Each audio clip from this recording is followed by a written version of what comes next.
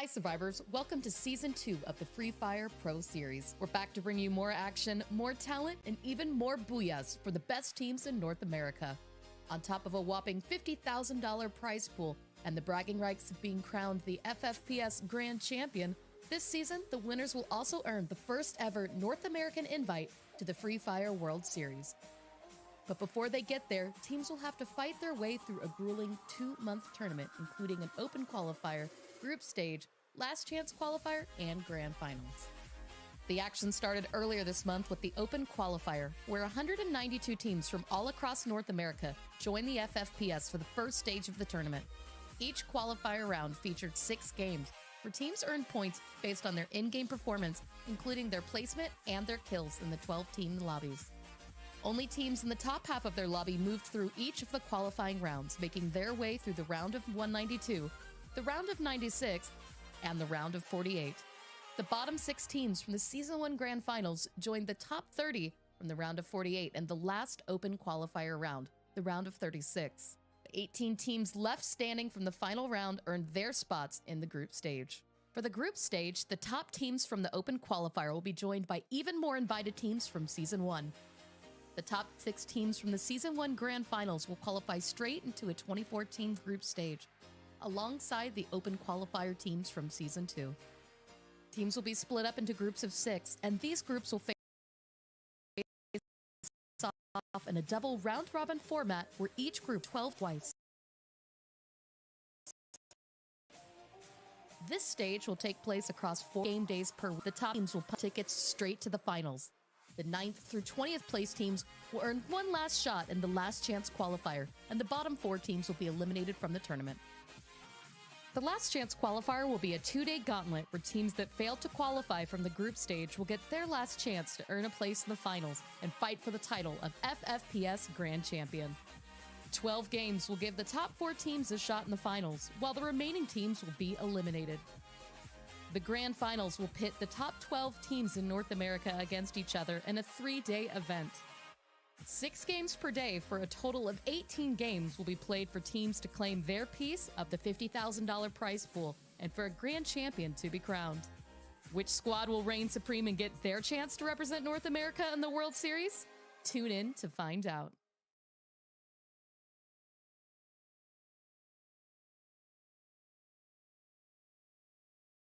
Hello, Free Fire fans, and here we are at yet another day of action, but we're getting to the tail end of everything, Clover, so every single game from here on out is going to be of major consequence to figure out who's going to be going to the grand finals.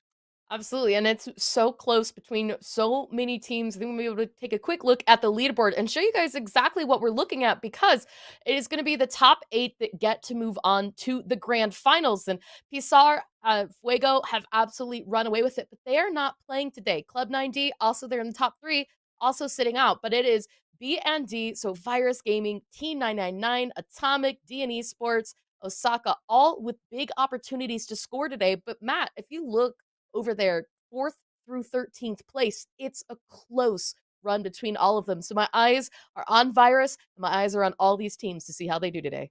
Reminder to everybody that there are 3 days of action. Therefore, groups B and D that we are watching today have not done as many games as everybody else. That said, that's a statement still, because Pisar, Fuego, these guys have been just racking up so many points. But you're dead on with it, Clover.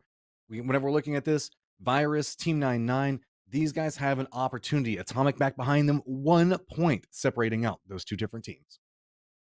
Yeah, and I mean, we've seen a lot of these teams starting a little bit weak and finishing strong, and a little bit of a reverse on that too.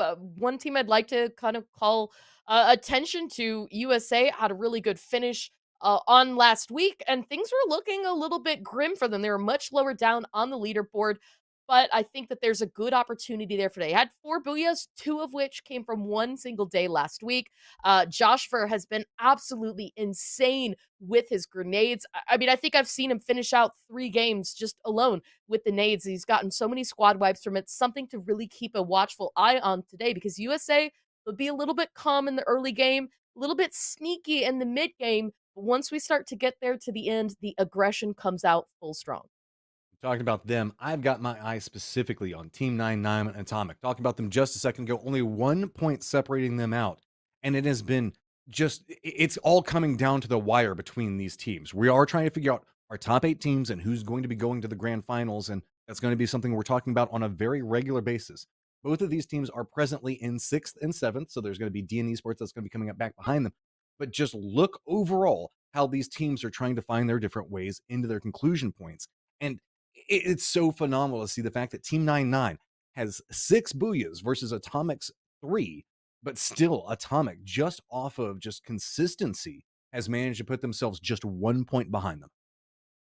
Yeah, and again, I mean, Team 99 also coming off a really strong performance last week. And that's kind of where we look at, right? The consistency. We're now in week 4. So for the teams that maybe started weeks 1 and 2 a little bit weak, had a good week 3, we're kind of expecting that, right? We're expecting the growth to continue on. A couple other teams who have a little bit of the opposite. They started out really well at the beginning of this group stage, and now are opportunities to score. So definitely one that I think need to pop off. Still, is point separated from Atomic, and another team we haven't really talked too much about, Osaka. I think that just the big consistency for this team. I loved what we saw from them last season. I think that they're even better form now, especially with some roster changes. So one to keep an eye on there. Bringing Domi and Jeremy on as well. This has been, as you can see, like average kills 6, average play 6.3. Good solid middle ground. The biggest issue with Osaka is they're not really closing out the games with Booyahs. We're seeing them always make it to the mid, always up late, and then something happens and they fall apart. So that said, they did have a 33-point game last week. I'd like to see if they can maybe find another one of those high-scoring games. I mean, there's a lot of pressure on these teams today because this is where it's going to balance back out. So teams that are specifically trying to climb, most notably teams like DNE, Osaka. You were talking about USA just a little while ago. They have an opportunity to move themselves into the top 8 whenever we equalize the number of games at the end of today. But there's still 2 more days after this.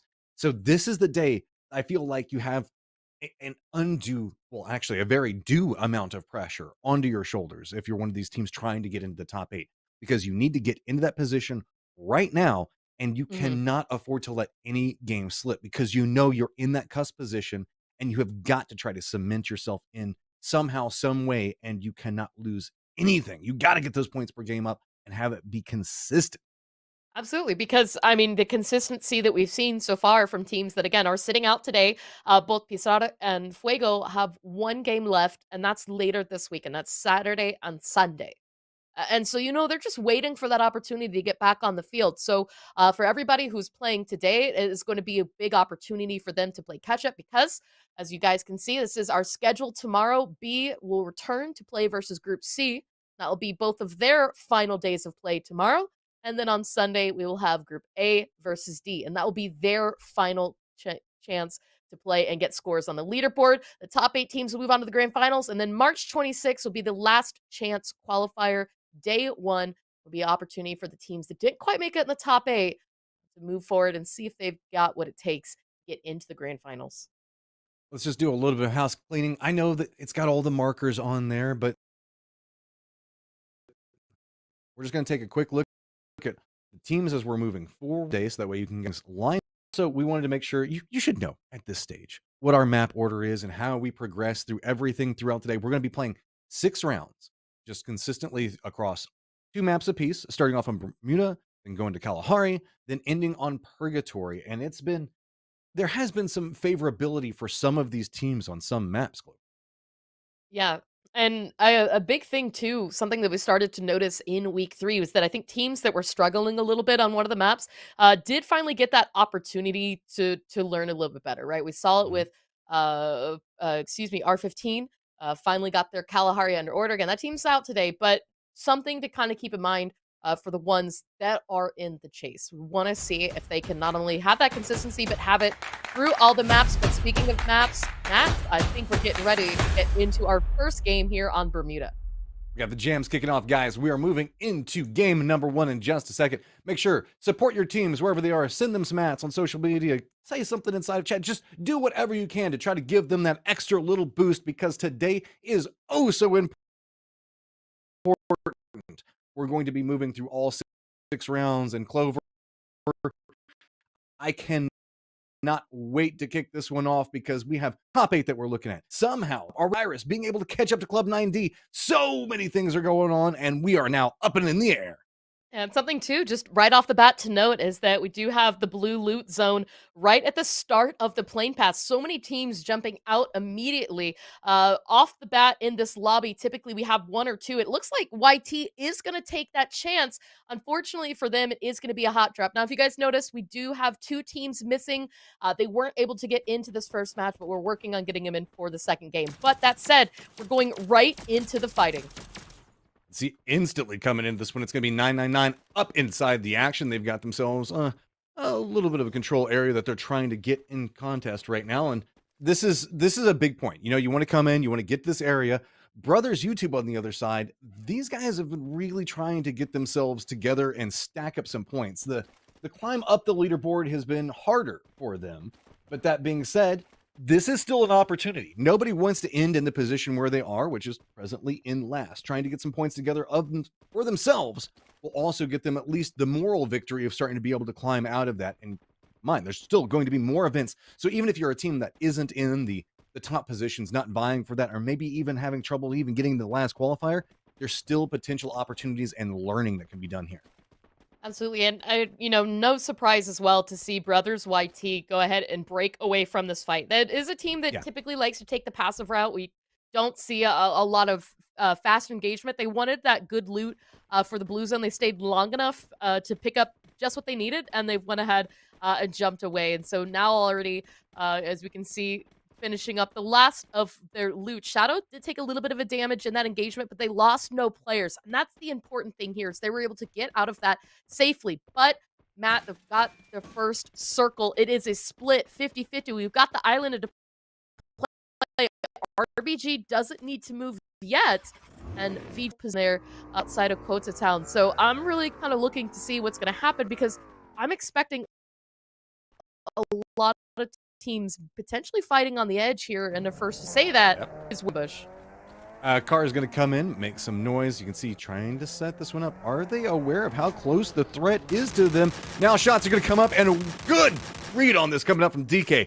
Getting the covering shots to allow teammates to reposition, now starting to throw down the walls and creep away from this. I like, don't take the unfavorable fight unless you just absolutely have to. The position that's coming up is very good for Brothers at the time, but really, it's going to be the down and flush coming out. I really like what we're seeing coming out from these guys. They know the fact that they need to string this one together, and they see an opportunity, and they are trying to take it. Yeah, I mean, this is a really big confidence there. You see Dramatica. She's going to get not 1, but 2 kills. Pedro Boy picking up the slack as well. 3 kills so far here for Brothers YT. Looks like now they're just going to get a little bit of a loot, check out what they were able to pick off some of these bodies, and still kind of secure their position out here in Plantation. I mean, yes, they broke away from that initial fight, but they made sure that they had the resources that they needed to take the fight on their terms. So loving what I'm seeing here. Sometimes that retreat is the better part of valor for themselves. You can see the last member up for DK, praying the fact that nobody notices where he's at. Looks like should be pretty good for now. It's all about trying to make safety plays from here. I know the fact that there is the capabilities to potentially res, but this just doesn't feel like a good position at all. Whenever we saw him just a moment ago, the last member up was inside the vehicle, and I think tried to peel out of that position. That's why he still has that one. But yep, there you go. Hops in the vehicle, does manage to get away from Brothers, but it's going to make it a little bit more hazardous, as now trying to have to blind send into the circle.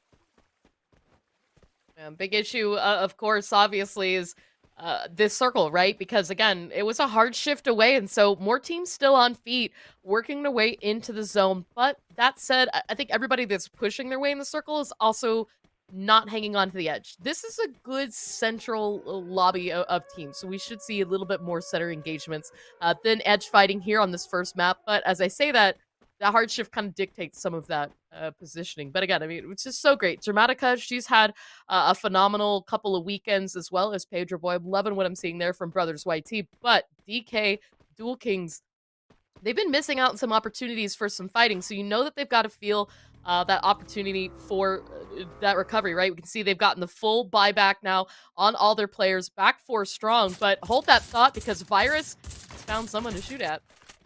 On the opposite end of it, it's going to be DN that's opening up.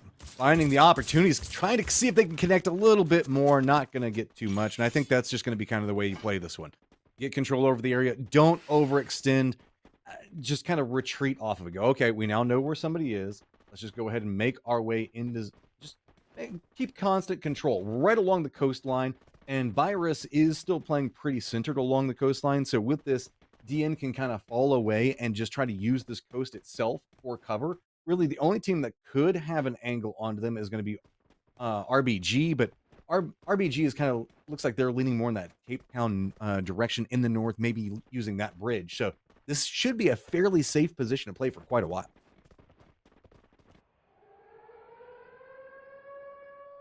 Through, we start to hear the long-range sirens coming out as going to be the danger zones that are starting to pop off.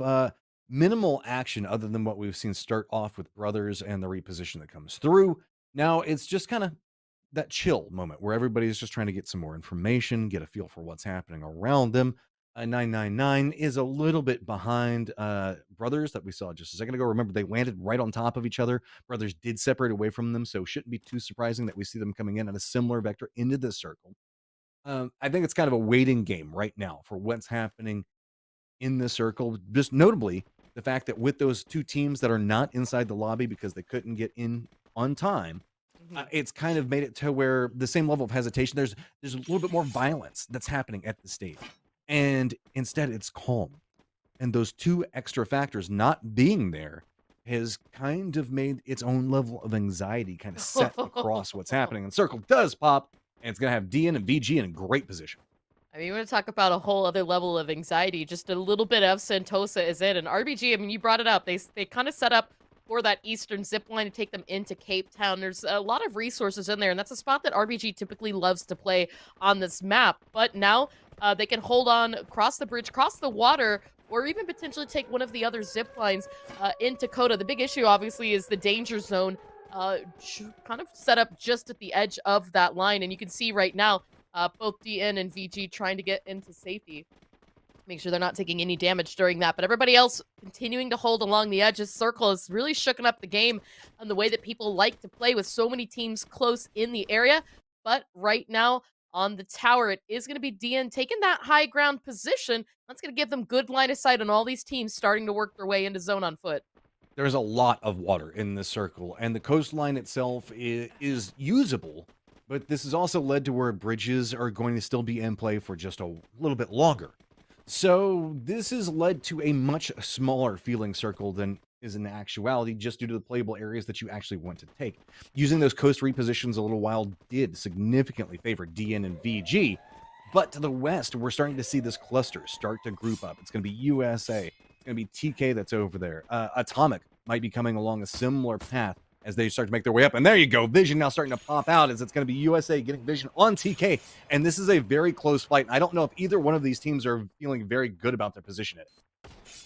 Yeah, you can see the Sice are coming out. They're already trying, as you say, working on that reposition. Glue walls, really good strategy here. But Joshfer, he is the throwable king of this lobby. And so you really need to be careful when you get in that close, especially Stowe's tacked up. Joshua in the blink of an eye could take out all of TK, and we're starting to see those throwables come out into play. He's going to do quite a lot of damage, but no knock just yet. I like where we saw X-Paul at just a moment ago. Now with him positioning and meeting up with the rest of the team, he surrendered this. This has allowed USA to take all aggression. Now, starting to try to find a foothold position to play from, more and more opportunities are going to start showing themselves as this cluster is now all up on top for TK. And that means that one solid nade could absolutely demolish. And there you go. Joshua does connect. And here comes a push. On the other side of this, you're going to see that Dramatica managed to find DK in a continued fight. But we're going to stay on USA, who's managed to get right up in the face underneath the boxes and are now starting to find opportunities to push in through this one. USA finally have a couple down, all on their side. This has gotten to be a very bloody back and forth battle. Joshua, the last one up, trying to hold up for the rest of his squad. I mean, the best thing you could do in these situations is to bring the shotgun out, especially with so many glue walls in a closed space. Perfect use of that time turner, as you can see Joshua working on those reses. He's got one up. Steve, the last one to be picked up here, but they still need to be a little bit careful. More members of TK have survived, and you can see in the minimap as well, Team 999 also closing in on this area, but the recovery is here. And if you take a look, Matt, you've got a position here, and oh, there you go. Tenkas are eliminated, so this will be plenty of time for USA to cover, and they still have the opportunity to buy back Exhale. Here's that fight we were looking at a moment ago. Osaka's now managed to bump into what's going on with brothers who are just in a bad spot right next to this tree. No cover to be had. As we see Osaka start to separate out, they could find themselves new angles and easily capable of taking the rest of this. I don't know. Pedro Boy has an angle that he can play for right now, but Osaka just has every bit of this under control and is in no rush to go into the zone. This is another team that's going to pick up more points as they go, so trying to pick up these kills right now is going to put them in a better position moving forward, because we haven't had a chance to talk too much about Osaka in and of themselves. They were at 11th place moving into this, so as they can string together not even a ton of points, they can really climb themselves up in that 8th place position quite easily. Just 12 points is all they need. Yeah, and they really, as you say, they kind of read the situation with Pedro Boy. We saw them do as much as they could to kill out most members of YT. And taking a look at the map, there aren't really any other opportunities for reses for buyback. So they're just going to go ahead and leave Pedro Boy behind, get themselves set up in a nice position for the circle, and then just kind of prepare to make sure they don't get stabbed in the back from Pedro. They're still aware of his presence, but another presence that I'm curious about, RBG has been slowly walking across the bridge, and this fight between them and Atomic should pop off pretty quickly, especially now that Atomic, though in the low ground, has that high ground position up. And as I say that, looks like a member of Dual Kings. I'm not sure if that was off the bridge, if that was a member of RBG, or what happened, but it looks like somebody tried to get to the water and didn't able to fully recover from that. This has led to a weird brewing situation.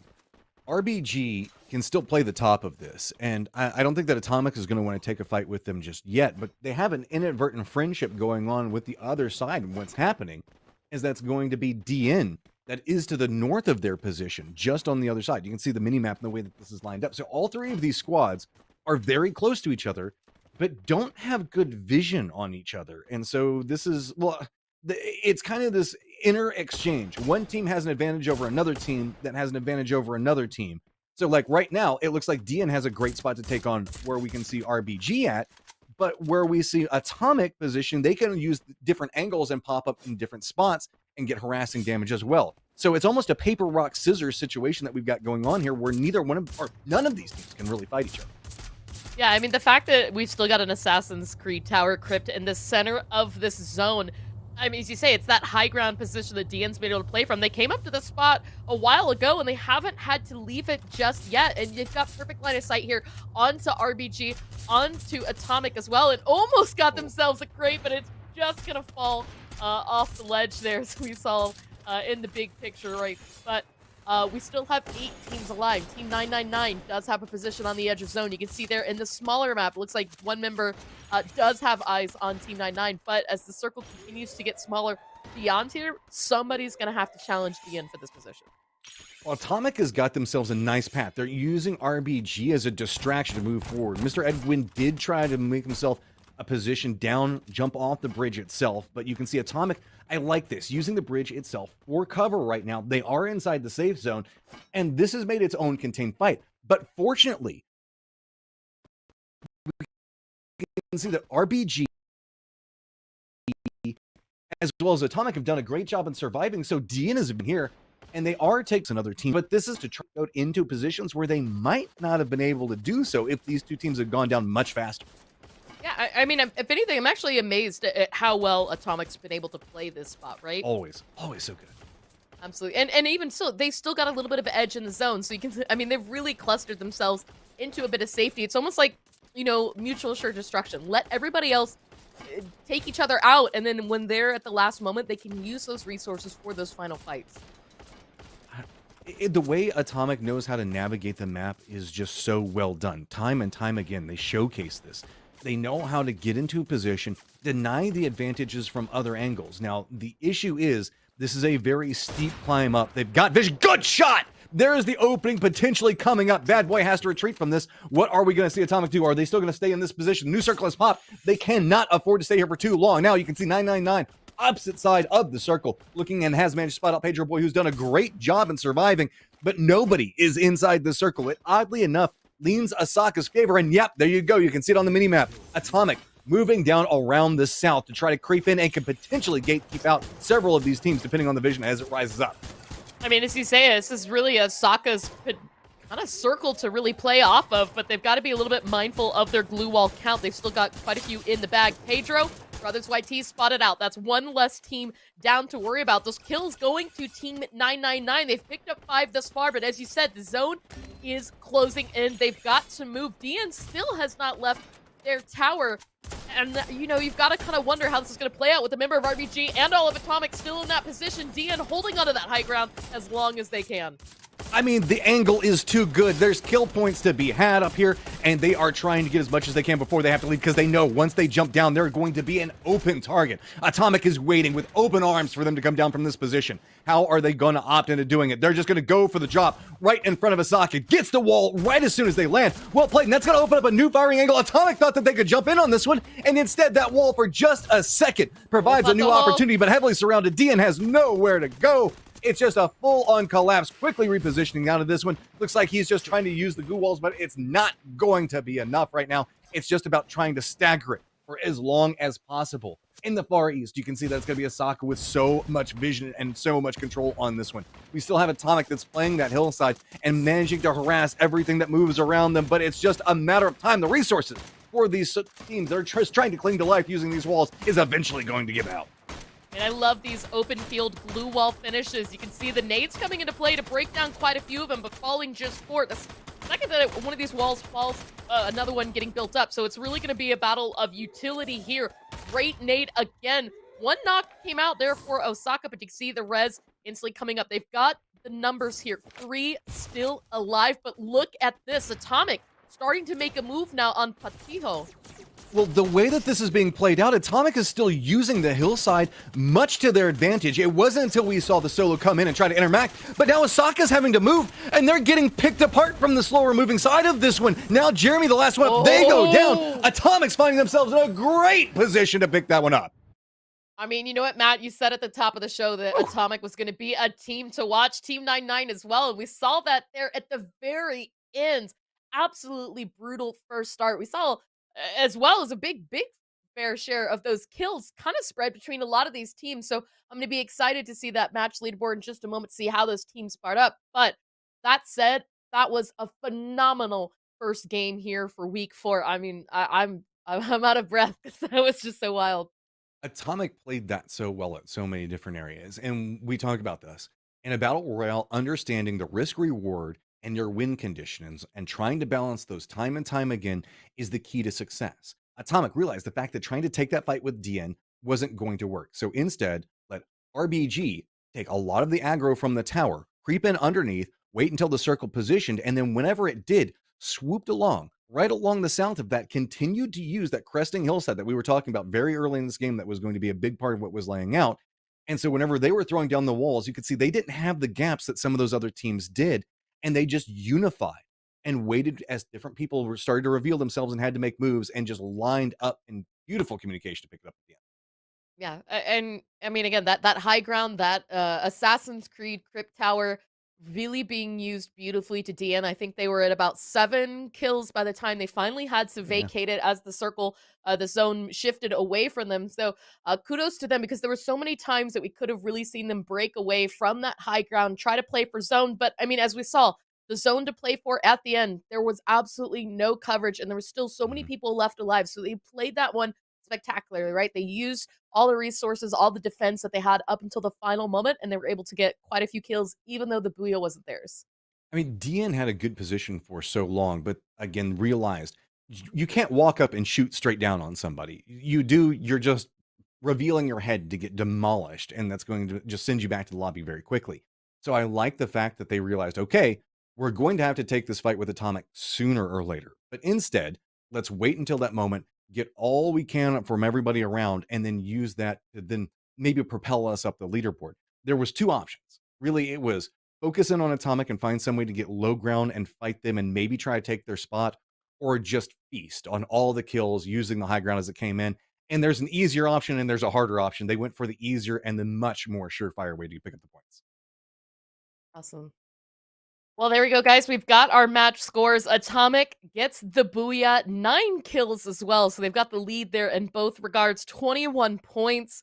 Osaka coming in a close second, 6 kills, 15 points to total. But Team 99 also has 6 kills. We talked about DN picking up 7, but Brothers YT, I want to give them a shout out because 5 kills, good aggression. Pedro, Hmm. Dominica really showed up for this match. I just want to see that consistency through the rest of today.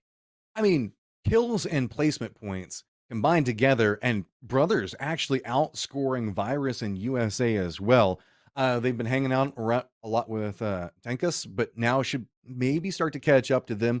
I'm very curious, whenever we're going to be looking at this overall leaderboard, because I had my eye on Osaka and how much they could climb. We talked about Atomic and how many points they could put together. I mean, even Brothers is starting to become its own storyline of how much can they climb, because they were in last place. They might still be there, but they're starting to find the ways and the key success for them and how they want to play. Mhm. Well, and that's a good point to bring up, and I want to continue talking about it as we take a look at kills because Kills 03 leading there with 4 kills, but Pedro for Brothers YT, Bad Boy, Domi, and Mr. T all but 3 apiece. And Pedro Boy again, this is really a shining moment Respect. for Brothers YT, as you say, they're really figuring out their own, even if they can't get uh past the group stages to start, if they can grow just enough, they still have that opportunity to get themselves into the last chance qualifier and vie into the grand finals that way. So it's really exciting as we see these teams, a little heartbreaking when it takes so long for things to click. But that said, I love what I'm seeing from this team. There's a thing to be said whenever you're a team that's needing as many points as possible. You know that you're probably not going to qualify. You can kind of cave and just say, okay, well, we'll just kind of play and see what we can do. Or you can say, okay, that's it. There's this is all we can do. Let's see what we can learn. Let's see what fights we can take. Let's see how far we can push this. Now that we're not in the points hunt, we're on the let's prove to ourselves what we can accomplish here. And if anything, this might help propel Brothers in the next event to really be able to climb. Overall leaderboard now starting to pop up. You can see Osaka starting to get in touching range because DN managed to pick up some points as well. Looking through, Brothers still in last place, but starting to catch up to Tanaka's. Yeah, it's so Tanaka's. tight I right say, I now just in want to say terms of Tanaka's. these scores right here. We did see the 300 mark broken there for both Atomic and Virus Gaming from that match. As you can see, 304 to 302. Team 999 very close at 298, but DN Osaka still keeping that race close. On the other side of the board, USA still fitting at 13th place, but they're 10 points behind ZRJ. So by the end of today, we should see USA hopefully in the top 10. Well, Club 9D should be expecting to be shifted out of that top 3 spot, and Virus Gaming, they know that it's also about Team 99. With this push coming up, Club 9D could find themselves going from 3rd all the way down into 6th just before moving into tomorrow, and that puts them in a lot scarier of a position, all considered. Yeah, and I mean, it's the scary positions that if you're some of these teams in the chase that you really want to avoid, you want to try to have as many opportunities to get yourself ahead of that race today, especially for all of these teams. Because again, as we've Mhm. said, this is the last team that has to play catch up so that they've got the rest of the days. But Well, we've got a quick eye that we want to take back to that last game, so let's take a look at replays while we're getting the next lobby set up. There's a lot of action to break down, as so many moving parts in this. And again, the story for that, time and time again for me, was Brothers finding some successes. Love to see it. yeah, typically I think the story of Brothers has been that they'll get down to one player, have to do a full buyback, and then have a bit of a struggle. That was the opposite for them, right? They were getting other teams down to one player, had to do buybacks, but they were still able to stay strong, find those scoring chances, especially DN. I mean, we saw their 1 kill at that point. By the time they got up to the tower, that was really helpful in growing those numbers. And back to Brothers, this fight with USA versus TK, taking out tanks. I love a good close range shotgun fight here in Free Fire, especially when you get those indoor fights. That was such a hard fight to win, all considered. The amount of walls that got dropped, throwables, shotguns, it was extremely close range lineup. And this shot right here, coming up from Dax, that opened up so much. Ooh. Using this isn't how Atomic managed to reposition And sometimes you can have all the plans in the world, but it doesn't matter until you get the knock and the opportunity to actually use that plan. And there we go. The overall leaderboard once again as we wait for the players to get into the map. We're just about to start, but again, we're just going to kind of keep an eye to see how close this leaderboard is. We're expecting quite a lot of shifting today. Atomic having that good scoring opportunity jumped them ahead of Virus Gaming as well as getting that booyah. So we'll see if they can get another booyah, maybe some back-to-backs, or if somebody who's in desperate need of a miracle will find win this next match. There's going to be a lot of leaderboard dancing, to say the least. A lot of switch ups as we move through the day. And that's what everybody, you just got to stay locked in every round from here on out. This weekend is going to be just action packed time and time again. And that's what I was hoping for. Speaking of action packed, it's time to start moving into game number 2. I do believe are going to be able to pick up one of our teams that we were missing inside the last game, equalize it up a little bit more, and make sure that we get the flow of the game that everybody is far more used to. And I am excited. I'm absolutely excited. That was a very good Bermuda start. So we'll see how we finish on Bermuda today as we get to go to that map the second time. And as you see, this is a very nice flight path, just straight across the mid part. I think the only thing that's really cut out at this point is going to be Mars Electric. So that said, let's see. I mean, the Blue Zone's kind of in a mad place. I don't know if we're going to see anybody fight for it this time. Yeah, it's just, it's not even fully on the island. It's just a little bit off the edge of the village. And that said, RBG still going to where we expect them to. Sentosa is their comfort spot. They really like those zip lines. So they also like the ability to play out Cape Town. But again, DN landing in that position as well is going to make things a little bit tough for RBG. We've also, again, got our Assassin's Creed Towers. We can see that one just outside of Pochadok that we saw at the end of last game. But for the most part, it looks like, well, I was about to say things look calm, but look at this Brothers YT and Dual Kings landing fairly close to each other up in the north by Shipyard. Yeah, it looks like we're going to get some early action. I did want to talk about RBG and rotations. Remind me whenever we get the map again at some point, but we got action to be had, and that's what we're really all here for today. You can see very quickly trying to get in and get what loot is possible. They know the fact that they've got several contenders that are very close, and this is going to be very thick and through. Throwables coming out very close range. Chuck trying to get close enough. Looks like he's going to be able to get a little bit of a position on this firmly certain angles. He's fight his way out, and let's be honest, this isn't the best close range weapon to work with. Trying to strike some type of sneaky play, but it's not going to work out. He's going to go down. Oh, brothers, they started off. This time, they're going to be... You saw Chuck on his back, ultimately Turner using that a little bit as a defense, and ultimately finding that knock and kill. Shadow with the high ground, trying to keep that pressure onto Fairco, but it looks like Shadow's actually struggling just a bit, using the time turner for himself so he can heal up, popping up a glue wall to make sure he's not caught off guard. This spells doom. Shadow, though, does hit some shots to open up more. What can they get with it? DK's going to just go ahead and commit to that res, but you can see Shadow is just too many angles, man. He's going to go down. This should be a quick flush onto him. So looking through, the other members, 4 brothers, did separate out. Pedro went to the north, and Dramatica went to the east. I wanted to kind of go back to the last game for just one moment in RBG and how they ended up on that bridge.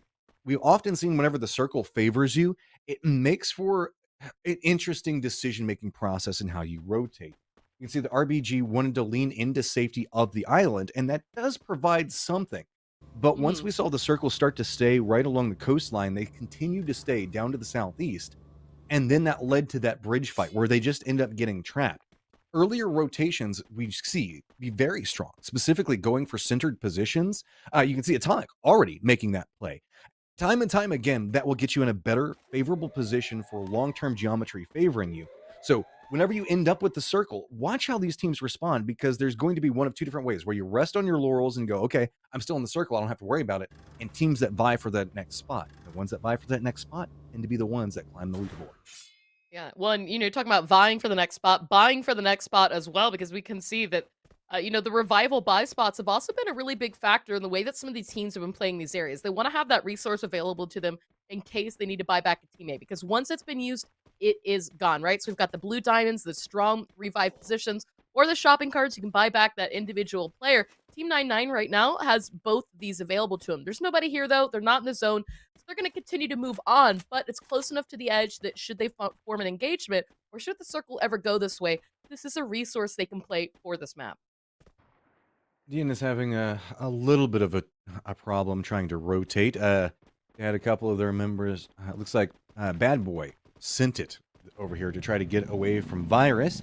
Put him next to Brothers, as you can see, this is I don't know, not a comfortable position for either them or Brothers, so they're probably just going to pass by each other like ships in the night. Just, hey, oh no, I think Bad Boy is going for the buy spot, right? He's going to try and buy back some teammates. I think the problem is that Brothers YT had a similar idea here, and they're kind of taking this slow and on foot. Virus. So I'm curious to see how this might play out. And as you say, Yeah. Virus is here too. Virus, I think, knows what's happening. Saw the way that saw Bad Boy run out of here just a little while ago. So I don't know. Virus might just be trying to use some of this for some cover, but the way that they're sneaking through this one is kind of peculiar. Using the coastline itself, maybe they're just trying to use this as a rotational point. They're more than likely going to hear something going up around them in just a moment. So seeing how they respond to this is going to be quite big. No surprise. Grow Zero, time and time again, big component for success on Virus, sitting at 2 kills right now. I love mountain goating in Free Fire. I think it's probably, to me, one of the most fun things to talk about. You said good rotation here for the team. It seemed like as well that they wrapped really close to Brothers YT, but no engagement happened from those. Virus is really just focusing on getting that strong position for the late game and avoiding that town. Meanwhile, we did get to see that the buyback did happen from DN, so they're back up to 4 strong, buying their 2 downed teammates. So for Brothers YT, they're starting to run out of opportunities to not only get the resources they need to buy back their teammates, but kind of getting that full revival. I still think if they continue that wrap, that they could maybe start working their way closer to peak. There's a good revive station there that hasn't yet been utilized. Here's the problem, though, that VG is very strong, very comfortable, and now it's going to be DN that's sure more alive, but not in a strong position by any means. DN is just going to be kind of forced to hunker down in position, much the same way as Asaka is trying to do right now. Atomic, we talked about rotating, trying to get center position quite early. Look at the way that they have this position held down. It's so controlled. You're going to have to jump in somehow to get into this at all. Every entrance point to this has already got some type of vision coming through, and I feel as if this stays in circle, it's going to make for a very dramatic firefight as it continues to brew. It's like a bridge camp center circle but in a much stronger spot. Yes, Patoho, he was out scouting on the motorcycle. You can see Virus is going to take action, some shots there. And so that's going to basically allow DN to know where their position is. The circle, though, is going to shift, centering itself up in this area. So Riverside is going to be just about center circled. Neither of these teams have to give up that high ground position just yet. Waiting to see what will be the first domino to kick everything off. 999 should be coming up back behind a similar pathing to where we see USA. USA jockeying for position around Atomic, but probably not going to be moving too much. The south, we've got RBG that is going to be coming in. Late rotators as well as Tonkas. No surprise on either one of those accounts. So a slow roll, slow and steady right now is the name of the game, as even DK, very far to the north, should be making an approach. I wouldn't be surprised to the southeast, maybe staying along the coastline, keeping that wrap. So teams do have vision, but until we see some type of committal in closer range, I wouldn't be surprised if it's just a knock here or there, unless somebody just throws themselves out in the open and just gets demolished. I'm just curious if Atomic's going to want to play off the bridge or not. They are holding both sides of the water coast, kind of to see whether the circle centers itself back up on the water, or if it's going to swing back to the east again, in which case they can close. The issue, obviously, is going to be USA, which you can see there in the picture-in-picture. As it looks like the fight is just about to start. Dax spotted them. The glue walls are up, and the fight is here, Matrim. This is such a complicated area to push. It's not, it is a bridge, but it's not really a bridge. 999 jumps in at the exact same time. This became a 3-way firefight right all up on top of USA. And the beneficiaries of this is going to be Atomic, already fortified up right now. USA stops, and you can see everybody's like, what the hell just happened? 999 just has nades dropped on top of him by Josh for yet again, who is just the nade master.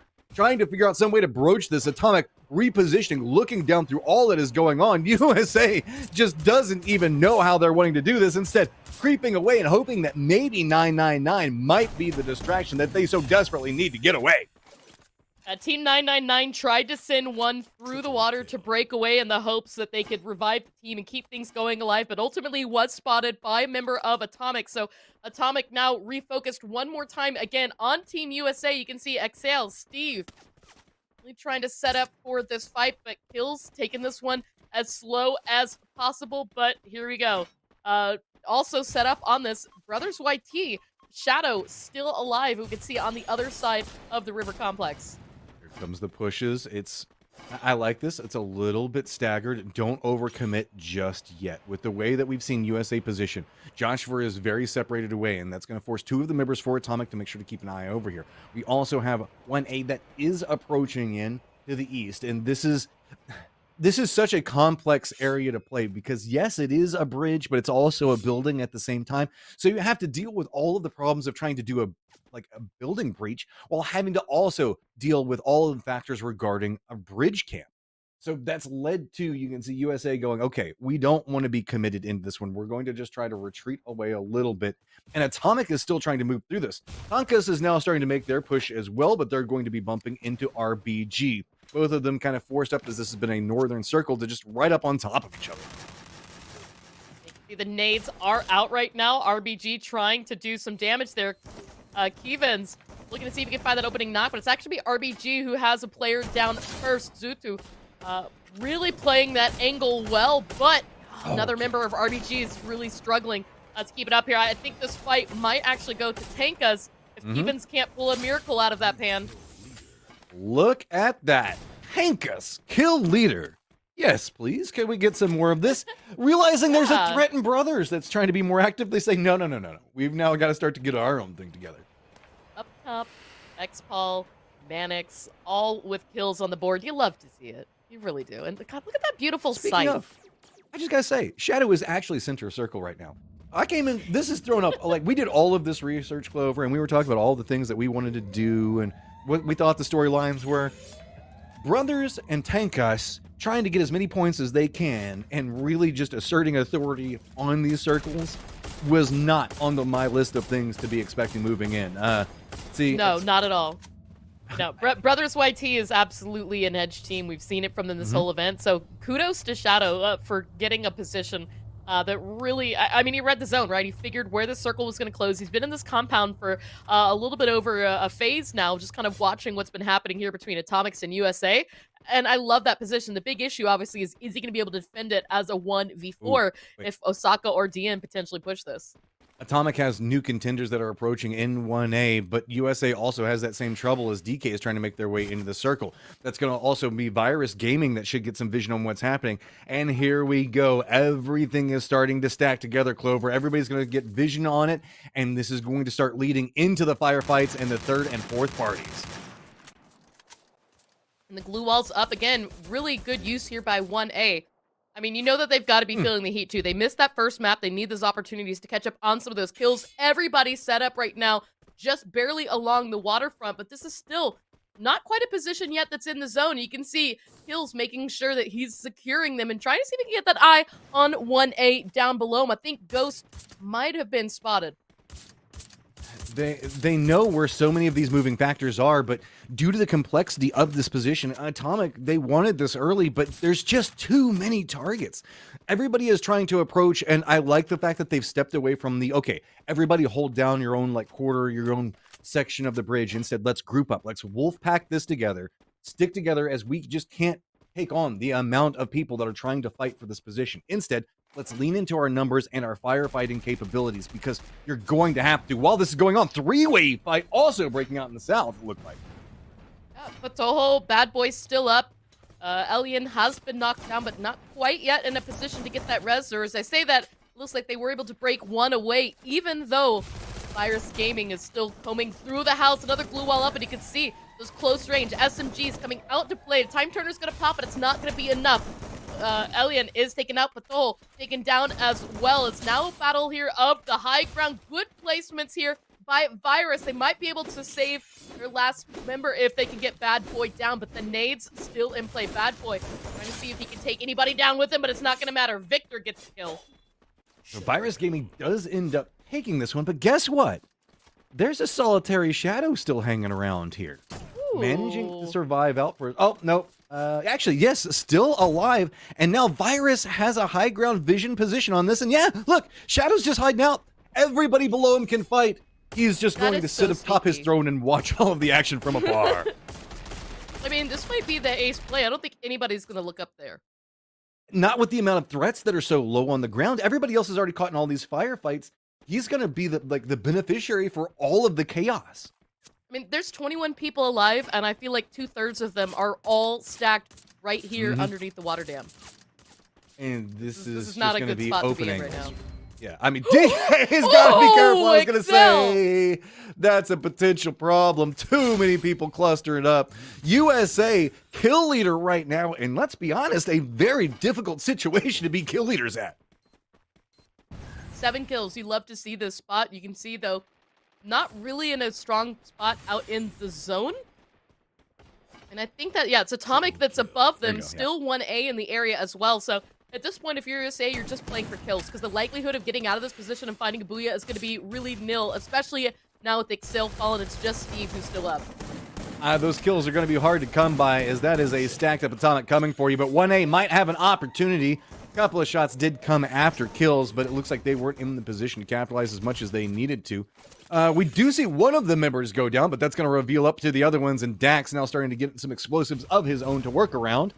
As Kills is just trying to wait this one out, get some meds up, and here comes reinforcements. Quick push is going to be coming out from 1A, though, finding multiple pushes inside of that one, and now rewarded for this. On the hunt and starting to chase this one down. Virus still caught up in all of the actions going up around the hillside. Pop is going to get spotted out as Ghost going to take that one out, and new kill leader has been revealed as Shadow. Doesn't care about kills. He's just enjoying life still.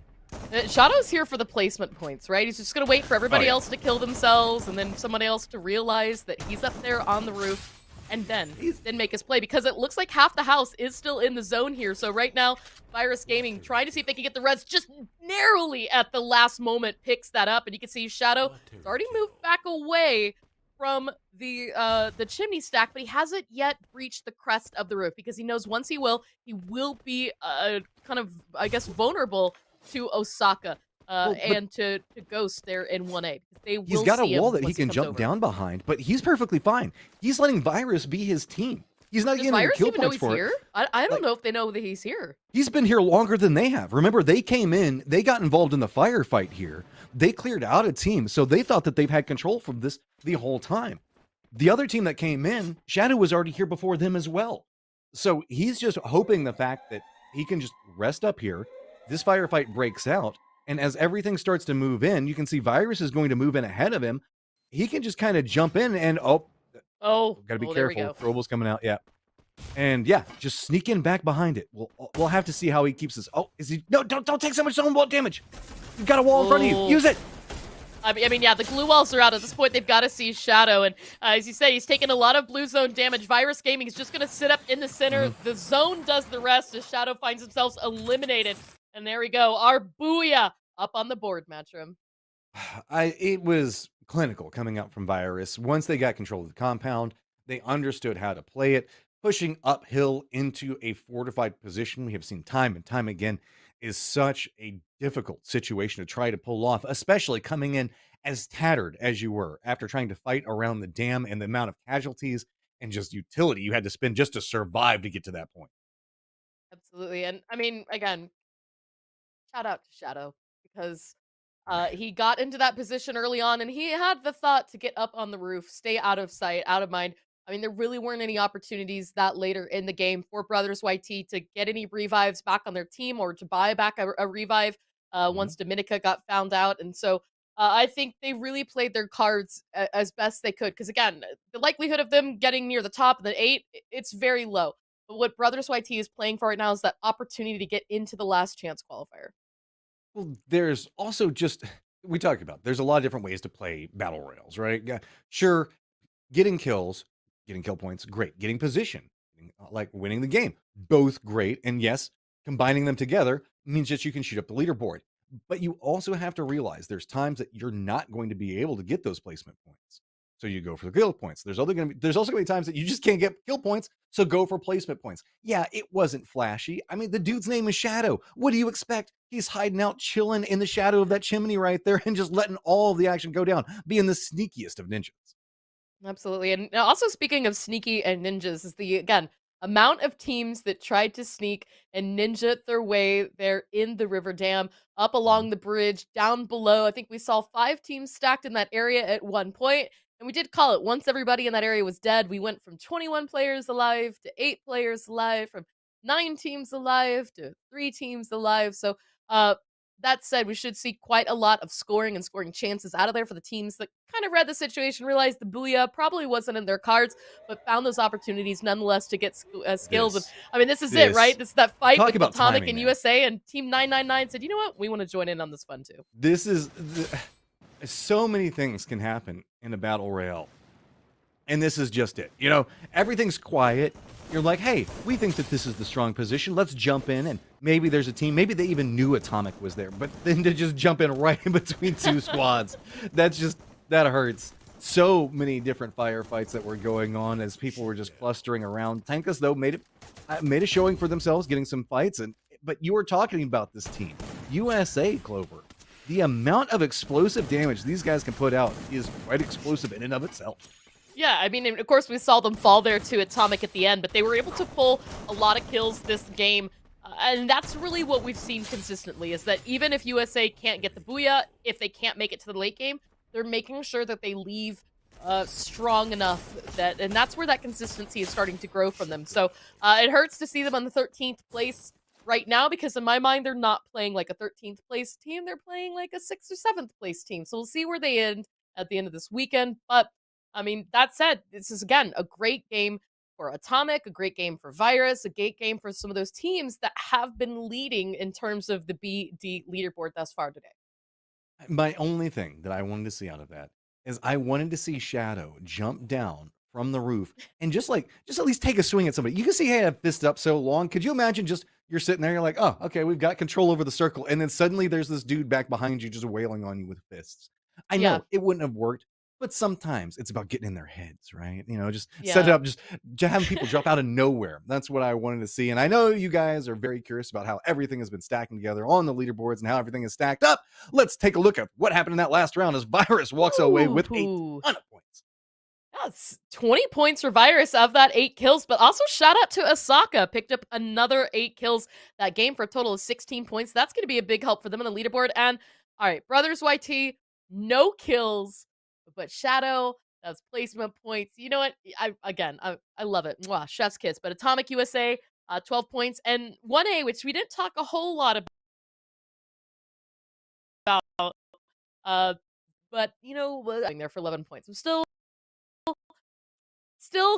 kind of keeping that watchful eye on them. But going out, nice. If they are only getting 1 point out of that match, it's a little heartbreaking to see. I think they picked the wrong fight to jump in the middle of. Look at that. Brothers getting 9 times the amount of points as Team 999. Who would have thought? It happens sometimes, guys. I've still caught up in Osaka, though. I feel like the way that they're managing to climb through this, we're going to see them just making a big presence on the leaderboard. But this is another big showing coming up from Grow Zero, who has just time and time again been such a powerhouse. Yeah, 5 kills is it's no laughing joke for a single player in a match. You could see Brian also got 4. Sorry, it's an exclamation point. Should I be like Brian? But yeah, good 4 kills there for him and Osaka. Luran kills once again, making the kill list, and Excel for 3 apiece. And that's again that consistency that we're seeing from Atomic and USA, even when they're not at the top of the leaderboards. That's what's going to make them a little bit deadly throughout the day. Kills 03, getting 3 kills feels poetic in and of itself. Overall leaderboard, looking at what's going on today, you can see Atomic racking up points, but Saka just 2 points back behind them. And then there's a drop off for Virus Gaming. Ooh. And you can't discount him just yet. I think there's still a big opportunity, but I mean, as you say, right? It's that consistency through the days. We're only 2 games in. We've just finished Bermuda But what's next is Kalahari, and anytime we switch up maps, it's a good opportunity for a team that's been struggling kind of take things back into their own. It's also a time for a team that's been rocking some momentum to potentially misstep and lose said momentum. So, Ooh. got to be careful if you're a team. Brothers in fifth place, you're rocking it first two games. I know it's not the way you want to be doing it, but you're doing it, and that's what matters in the end. A very consistent performance, though, I gotta say, coming out from Atomic, Osaka, and Virus. Virus being in position they are right now in third, while they did get a booyah, it's just the difference in kills and placements in the game before this one. So we Mhm. could see them also having a big opportunity for themselves. And this is the stats just for today. You can see the average kills a little bit close here between Atomic and Osaka, 7.5 to 7.0. The damage actually a little bit reverse on that. Osaka actually a little bit higher there, just over 4,000 compared to the 3,400 Atomic has. The average time survive a little bit more in Osaka's favor. Again, we've seen that late game presence twice This is over for them. And then the average points, 16.5 to 15.5 between both. This is a very interesting thing to look at. You can see that Osaka, like whenever we talk about all these different stats, looking at the story that they tell against the two different teams says a lot. So you can see higher kills on Atomic side, but higher damage on Osaka's side. So focus fire, and whenever we see Atomic take fights, tend to be very focused in how they want to accomplish things. It's pick a fight, take a fight, be done with it. And but that does also lead to a potential lower survival time because they tend to fight closer range, which means the fact that they can die. Opposite side of that, Osaka is not getting as many kills on average as what we're seeing coming up from Atomic, but they're using that damage to provide themselves some buffer space, give them some area to work with so that way teams don't necessarily push as close range, and that's buying them more survival time. And so that's why we're seeing the balance between the average points still pretty close to each other, as it's a little bit more of a lean in on focused, fired, clean fights versus trying to survive and then to take the fights in the later game style. Absolutely. And, something too that I want to keep in mind on is you guys can see the yellow is here. But, we've talked about it ad nauseum. I'm going to kind of keep it short. USA, Brothers YT, 1 point separate between them today. USA, very aggressive. All the kills. Most of their points coming from kills. Brothers YT, almost all their points right now coming from survivability. So we'll see how that carries over as we take things forward into Kalahari and another beautiful centralized flight path match. And see if we'll get a little in-game fighting. It looks like the loot zone is Always. set up right around Council Hall. That's a good position to be in for the start. And there's something about this map. The North always has a fight. I know the North is very strong. There's a lot of areas you can play from, but people want to get that position and then make the rotation binary direction. Specifically, if we see a centralized circle as well. But there's just something about this. And maybe I'm caster cursing it. It feels like there's always a firefight. And yep, look, there we go. RBG and Tankus look like they're wanting to go ahead and duke it out in the maze. Yeah, and, I was almost held my breath too because it looked like Brothers YT was going to be landing on somebody, but at the last second they broke away. But when you talk about a team that always manages to find a fight early on, it is Rambox Gaming. And what other team to find it then? Tankus. Both these Oh, that teams a angle. little circling up the drain, but you can see right now RBG holding up the high ground. This is a good position to start from. I think Tankas is just not even going to engage. They're like, you know what? You guys can have the maze. We're done. Oh, they realized that it's they not didn't ours. have the loot, and that's what you've got to do. Mhm. Right now, RBG has a very difficult decision to make, I should say, and this is the smarter choice. Yes, you can continue to rush after them, but that's a very long distance to try to close out. So therefore, loot situation could get better for Tankus before it gets worse. And so by the time that all develops out, it's just not really worth it in the end because you're also missing out on your looting section. Tankus does lose one of their members in Mannix, but all considered, losing one there, not as bad as it could have been. Yeah, I mean, they've got a buy spot and a revive spot Yep. right beside them, and so it was an instant revive there to Mannix. As you can see, he's already coming back down to rejoin the team. A little scout, kind of give that information about what's down below. But, I mean, that said, we're back up to 44, right? We've got 11 teams in the game, all 44 players up alive. It's a nice, good, centralized circle. No Oh, Mannix. Mannix. No Mannix. That's not This a is safe not spot it. to be, bro. This is You not where missed the you want to memo. go. Get out of there. Oh no, did they spot that? I from the way they're moving, I don't know if they did. I think maybe Josh. Yeah, okay. Steve's gonna be coming pretty close. It looked like they were trying to exchange loot, and Mannix, you might just be the luckiest person in this lobby right now, as I think that they were caught up just trying to I like think you're work out what right. they were gonna do next, or maybe just maybe looking at the map. I don't know. But if they I mean, had they're one stacked. person that was looking USA's up, an I'm aggressive dead. team. They would not let that fly at Yeah. all. And speaking of not letting things fly, 1A didn't want to share Mammoth at all with Tankus, but it looks like that's not gonna go in their favor either. As 1A actually is gonna lose a player here and trying to restructure out on the edge. But this is not the best coverage. You can see Luron really trying to see where Zutu's gonna come out from. As Time Turner is gonna pop, but Waldy does find the knock with help of Ghost 836. Just close range bullets galore with them SMGs can put in so much work, especially with some support at range from your teammates. So this is I guess kind of a base, like south of Bayfront centered circle. We still have most of the north that is in play, and I think that it was brothers that went to Council Hall that are going to be coming in fairly equipped because that was where our blue zone was. And this is kind of the nature that we're looking at. Mannix did manage to get away, but is in kind of a bad loot situation. The rest of TK is moving very far to the south, but this lineup coming up over here where DN is fortified and there's a strong brothers that has high ground, opens up some shots, the walls come down, trying to run from it. You can see him just trying to get away from this, as this is going to be a ton of bullets that are going to be chasing him and so few ways to get out. Just got a Batman Pedro. right up on top of him. Spray is going to come out. Pedro Boy going to take a lot of damage, but does get the knock. Close. 2 HP for Pedro Boy. He actually took a little bit damage on that fall, but he managed to surprise that member of the end. I mean, this is a prime location on Kalahari. It gives you that high ground, and when the circles are north, it gives you that information on all those teams. But Mannix, oh, come on, bud. You held off one team only to be walked on by RBG. We put held off in quotations as it was just kind of hide. Can't hide this time. Been spotted out.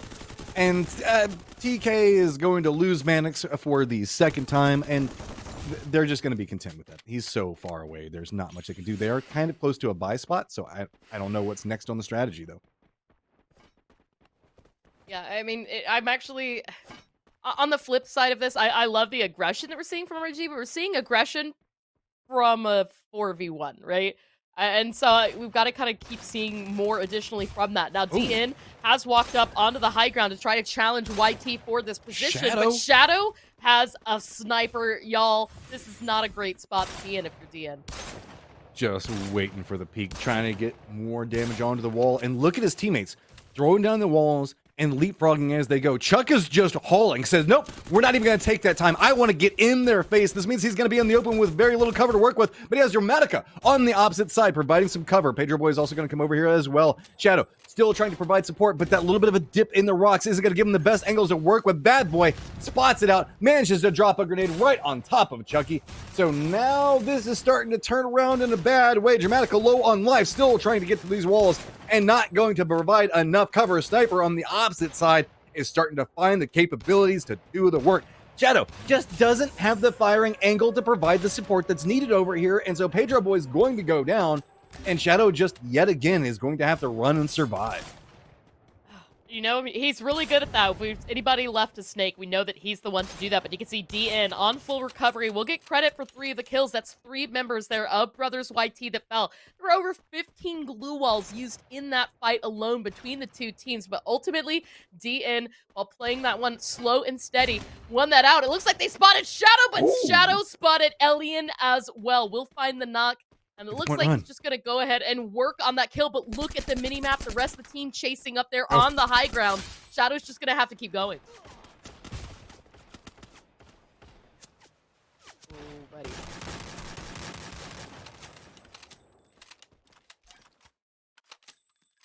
A little bit of a difficult position there for... This is harsh. This high ground position. What are you going to do? Shadow, there's sooner or later the angle's going to reveal. I like this. Try to use the tree for cover, but matter of time, Clover. Matter of time. You know, you've got to wonder, right? Was it worth securing that kill, finding that point, or trying to run and get yourself just a little bit of distance between yourself and D? And you can see that building just along the edge would have given it a bit of extra cover, help that rotation, try to get some range into a buy zone. There's one, again, up in Council Hall, along with some zip lines. I think that was the play for Shadow. But unfortunately, he is going to get spotted out. Brothers YT eliminated. Good shooting there by Patojo. And as the circle centers up, we had a danger zone right in the midst of it. Talk about the changes in momentum on a map, and there is a good example. Although, I do want to say, I like what Brothers was trying to do there.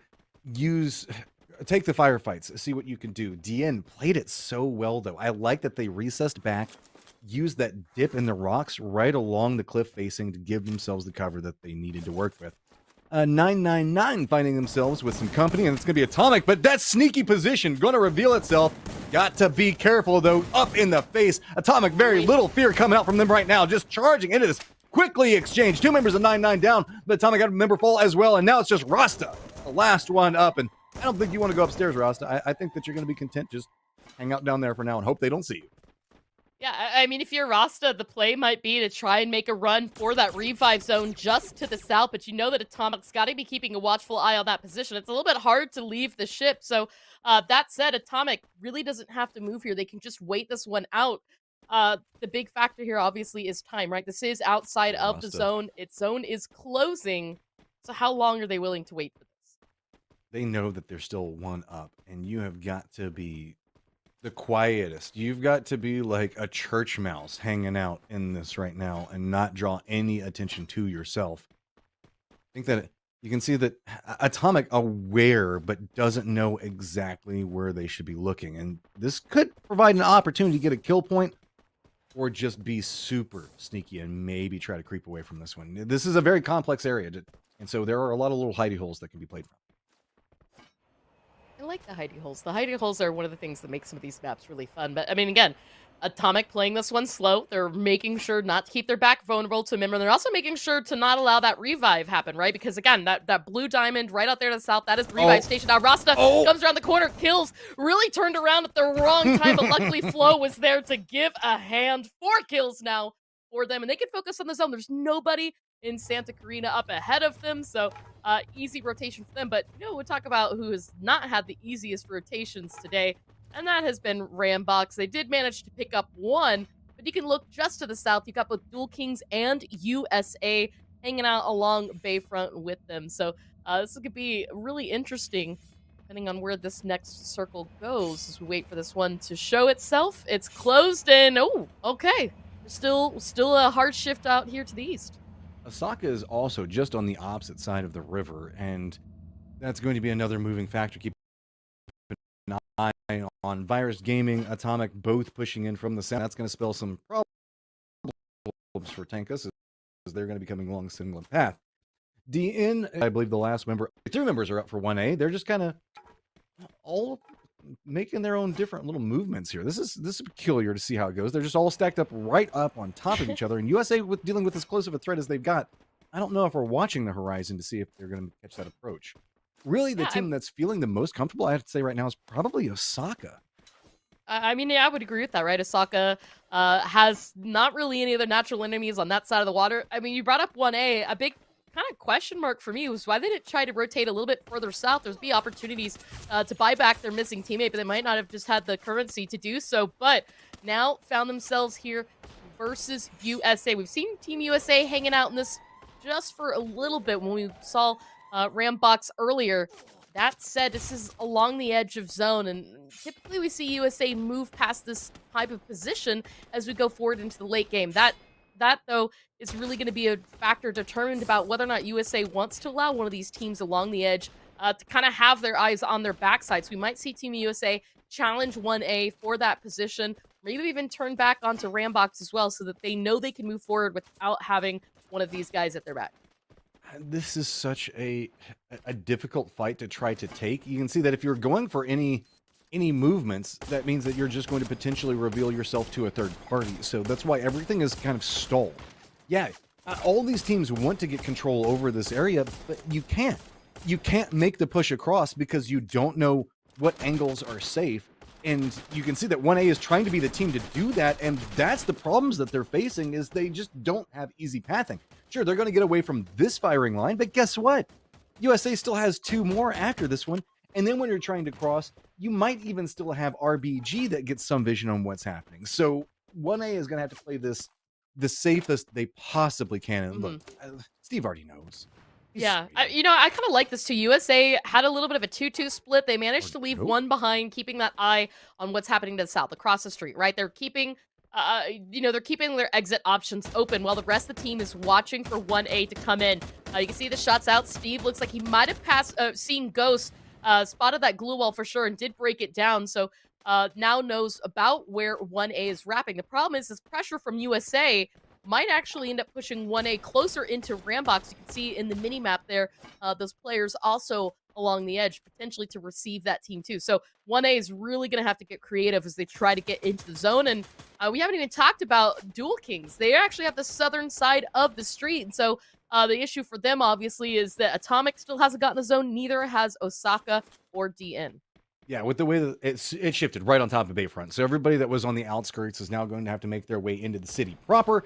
You can see that is the problem that Atomic is facing. It is just about to be messy. DN's got to cross the river. Osaka does as well. And it's going to be about aim and firefight as you go. Everybody's starting to condense in a little bit more. So DN looks like they managed to find a path to work with. And I think that Osaka is trying to make the run across, but it's there's so few options on how you can really try to cross this. So with DN finding this opportunity to get closer, this is going to come at the same time Osaka's trying to cross, and it's going to be DN that gets the vision on their approach and just unloads on them. Edmund has actually managed to not only knock but kill out Domi, and you can see that pressure onto Osaka as they try to come out from the bridge. It's making things really difficult, and that's going to force Osaka to continue to wrap around into Dual Kings, but look at that throwable range there by Rambox onto DN. So DN did get into the zone, but now they're under a firefight between multiple squads. Yeah, we've got Atomic that's trying to run in right up on top of a Virus, but it's Osaka that hears this. DKO is trying to hold out Osaka, so this is going to turn into a four-way firefight very, very quickly. Osaka's got some vision on what is going on and is now kind of supervising and trying to figure out how they're wanting to make their push. Atomic and Virus are fighting just on the outside of them, but it's going to be DK that's slowing down any push that's coming out from Osaka. While this is going on, TK is pushing up into USA side very far into the west, and it's all turning close range real fast. Walls are going down everywhere. You're taking these shots as you can. Throw is going to be a big factor, just bouncing off of wall upon wall, and you're just going to go for a couple of shots, step away from it, and peek. It's all coming down to close range weapons and trying to navigate a near on a maze as throwables are going to line up, and Grow Zero manages to pick up a big one. I mean, you saw it. The glue walls completely surrounded him. It kind of looked at his teammate. There's nowhere to go. That nade perfectly bounced in by Grow Zero, and they got the full elimination. Now, Tankas also finding themselves eliminated out. False throwables coming out from Team USA. They've managed to completely keep control on their side of the circle, but if you take a look there on the left-hand side, Waldy is spawning back in for 1A. Osaka's still trying to make their push, and it has just been bloody. They haven't been able to pick up any kills. All the fighting is going to be happening in the buildings that are right next to them. It was RBG that was making the push into DN's position. Meanwhile, Virus is now shifted into USA's position, so it is just fight upon fight. You win one, but then you've got to move another couple of feet forward. Then you've got to take another fight, and it is just a war of attrition time and time again. USA trying to hold this one up, but you can see so many angles. Every single time you go for some type of movement, there's going to be another team that's got vision on what's happening. Walls are everywhere, and all of the action is happening right along the edge, right to the southeast, and this is opening up everything for 1A. They're getting control over the center. USA trying to stack together the kills, but it's just going to be a matter of time before they find some opening that they can try to exploit. I mean, USA throwables, Joshua, we know what he's capable of, but they are sharing a house right now with Grow Zero upstairs, so they need to be mindful, but also mindful. Rambox down to 2 players. Kevin's knocked and eliminated there by the zone. Kitaro is going to fall down. It is all up to Sam. But as you can see, pressure coming in from every angle. 1A able to recover back up to 3. Does spot Joshua. We'll get a little bit of damage into him, but Joshua's going to be able to jump down safely. And Grow Zero still the factor there for Team USA. Osaka also with 1 player up. Jeremy just on the other side of the wall. There is very little cover, but USA has this wall that they're trying to use. 1A has near on nothing except for walls and a crate that's going to be in them. They've got 1 member up for Osaka that has an angle that they can play from, getting some damage in. You can see the north is getting very, very forced. All of it's being herded together. Beautiful throw is going to be coming out to connect onto that one. Saka, Jeremy, you're in some trouble now. It's a full-on stack. USA is absolutely vibing right now. Grow Zero trying to come up still back behind him. alive. Can't even get through there. There's too many walls. And now it's going to be a lot of zone damage to finish everything out. I mean, you saw that last little glue wall almost ruin things for Team USA. They had to walk all the way around it, but ultimately able to stay up and alive. Grozero eliminated, almost ruining things for them as we saw that little snake action there at the very end. But well played for these teams. USA picking up a well-deserved booyah. I mean, that was city games are always really hard because oftentimes you can see teams sit in a building, kind of be a little bit quiet, wait to see what happens. This time we saw that aggression. We saw 1A with the buyback recovery, able to keep themselves 3 up there to the late game as well. We saw some really good pressure from Team USA, who cleared out multiple teams as well. And teams like DN and Osaka, who was actually really worried about how they were able to get into the city, managing to find themselves some strong rotations to get them up to the late game. But ultimately, great booyah for Team USA. It was a bloodbath for that end section. Bayfront, it was just a continual shrink on the circles, time and time again. And that just forced everybody that was trying to play edge and trying to see where the next circle was going to go into a worse and worse situation. That said, if you're a close range skirmish team that's pretty good at throwables, USA, that's a very favorable position for you to be in because you could just toss up over the walls. And it's almost like, what is it, a skee ball? Whenever you're just kind of like throwing them down the alley, see if they can kind of bounce them off something and land in the little cubby, trying to go for like the 200, the 400, the 600 points. Time and time again, they were finding the 1,000 point right in the middle and just picking up. Zero, though, also managed to find that once or twice of his own to pick up some kills. Well, now, see, I've got to ask you, Matrim, because at the very top of the show, you and I talked about some teams that we thought had good potential, good growth. USA started today in 13th place. They've now got a booyah. Historically, we've seen them do 2 booyahs a day sometimes. We're seeing them get quite a lot of kills. In fact, they had 20 points or 19 points, I believe. 20 points going to this game. So now my question for you is, do you think there's a place where they get themselves in the top 8 after today? It's going to be hard, especially whenever we look at this is going. This has been a very back and forth lobby, specifically with low ranking teams picking up a lot of points. This last round, you can see with Tanaka's going out early, and I think honestly going out to USA, I don't remember. It was either them, Atomic, or Virus. There's a lot of fighting going on in the South. There is the potential, but it's going to have to be a lot of clean firefighting and specifically taking out the teams that they're trying to usurp positions from. I think it's doable, but you've got to be on your game, and that game plan has got to be perfectly executed time and time again. Well, yeah, and you bring up Atomic, you bring up Virus, 2 teams that once again found, I think, some success in this game. Even though we didn't see a full late game presence from either of them, with the exception, obviously, of Grozero, who managed to hold on to the very end. He also having a very successful match, this time picking up points. I no doubt expect to see his name on the kill leaders. As you can see, 14 kills there for Virus. It's that consistency that we're seeing. That's why Virus right now is one of the top teams for this specific lobby groups, B and D. Osaka, once again, having a strong game. I really like where Osaka was at last weekend. I think Osaka's shaping up to have a repeat, and that could put them in a strong push for the top 8. But Atomic on the right-hand side, a little bit strange, but even still picking up 7 points. That's going to keep things close. But there you have it. There is the kills. Matt, that's a lot of nade throwers on that list. That is a lot of USA performance coming out. We talked a lot about Joshua, but Mudo doing a good job. I want to lean back into what we were talking about with USA. They needed to get into the top 8 at the start of this. It was almost a 30-point differential. They managed to pick up 22 in that last one, but it's also going to be Osaka picking up a lot of points. We've been seeing Atomic pick up some points. That last game showed a little bit of a weakness for them, and Virus picking up the points instead. So there is a world where USA can make this climb specifically off of big kill count performances coming out from Joshua and Muda. But you got to string together at least 1 or 2 more. Well, with that all said, I think it was still a very good Kalahari performance for a lot of these teams. Now you can see where the overall daily leaderboard is. USA jumps up to tie it with Osaka, 42 points apiece.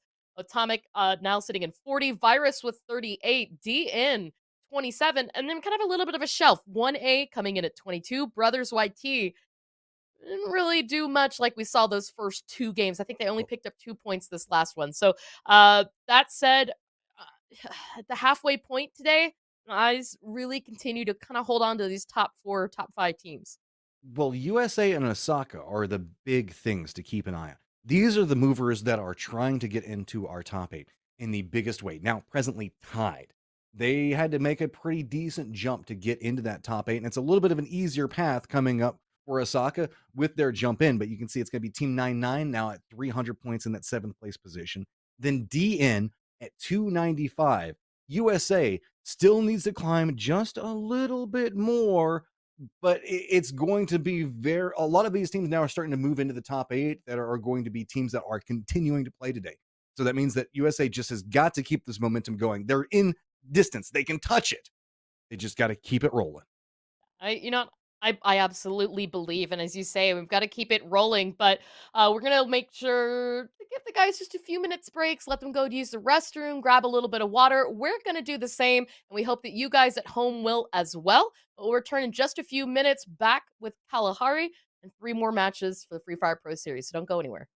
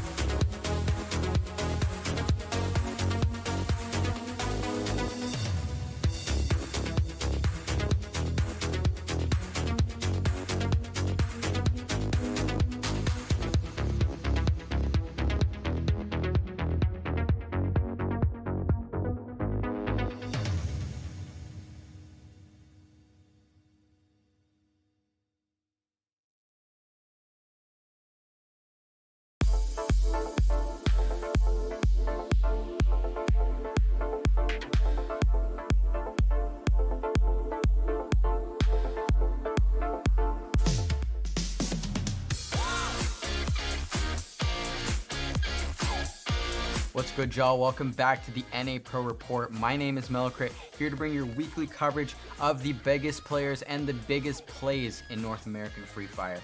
We are quickly approaching the end of our Season 2 group stage, and with Week 3 already behind us, we will soon find out which teams will continue their tournament run in either the last chance qualifier or the finals, and which teams will unfortunately be eliminated. So without further ado, let's roll into week number 3.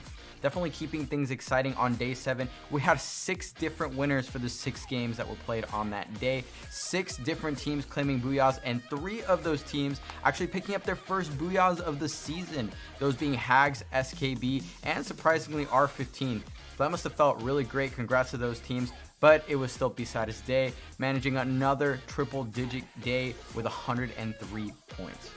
Day 8 was definitely a very different story, as Virus Gaming had a massive pop-off, winning 3 back-to-back games, 2 on Kalahari and 1 on Purgatory. And along the way, they also managed the single highest game day score of 116. 116, y'all. That is crazy impressive. Let's see how exactly they polished off these wins. The kills are going to connect. They're going to get away with it. They shot down a couple of the members and the entirety of Big Drift.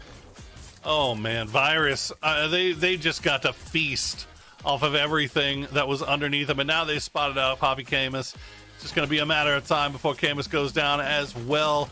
Only question is, will they get credit for that kill? Nope, he's going to go down to the zone, and Virus Gaming will get the booyah. Actually collecting, oh, nice grenade from Grozero. I mean, I feel like I've said that about 15 times today, though, as Grozero has been hitting these nades on point all day. Joan will go down, and it is back-to-back victories, trying to see if they can maybe get within grenade range, and it looks like he will do so, but the grenades coming out from Virus will be nicely counted right into Camatron's lap, as Shakal will actually get the knock with the sniper rifle, and now we're down to a 2v2. Shotguns, time turners, and glue walls. That's all that's left. Shakal will try to see if he can take this one away, and he does. Actually, Victor will be the one that does it. So Virus, 3 booyahs in a row.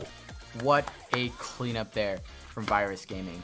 To wrap up week 3, we had day number 9, where USA Esports put up a 2 booyah performance, very respectable, but it was actually Fuego with their 2 booyahs, bringing up the highest score of the day to 97, and bringing up their total booyah count to 9. 9 booyahs in the tournament so far, the highest of any team, almost in the double digits. Super impressive stuff. Everything tallied up. Let's check overall leaderboard.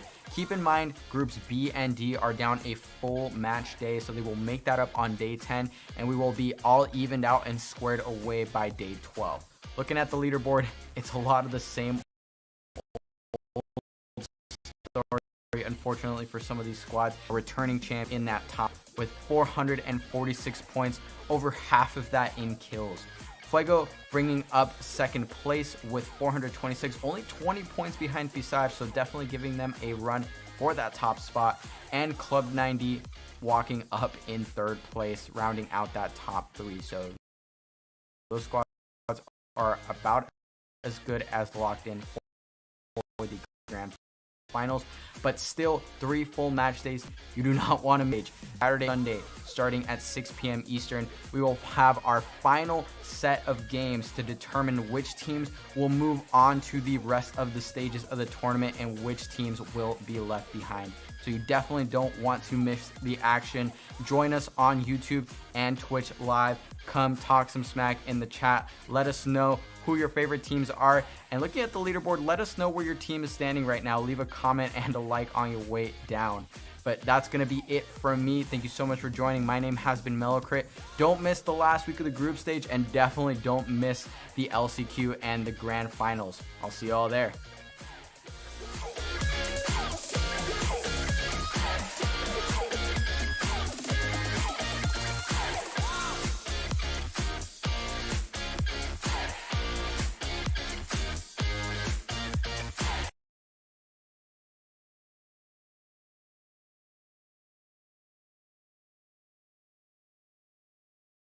We back halfway through the day and still a lot of Free Fire action to look at. Clover, we got some, I guess, interesting circles.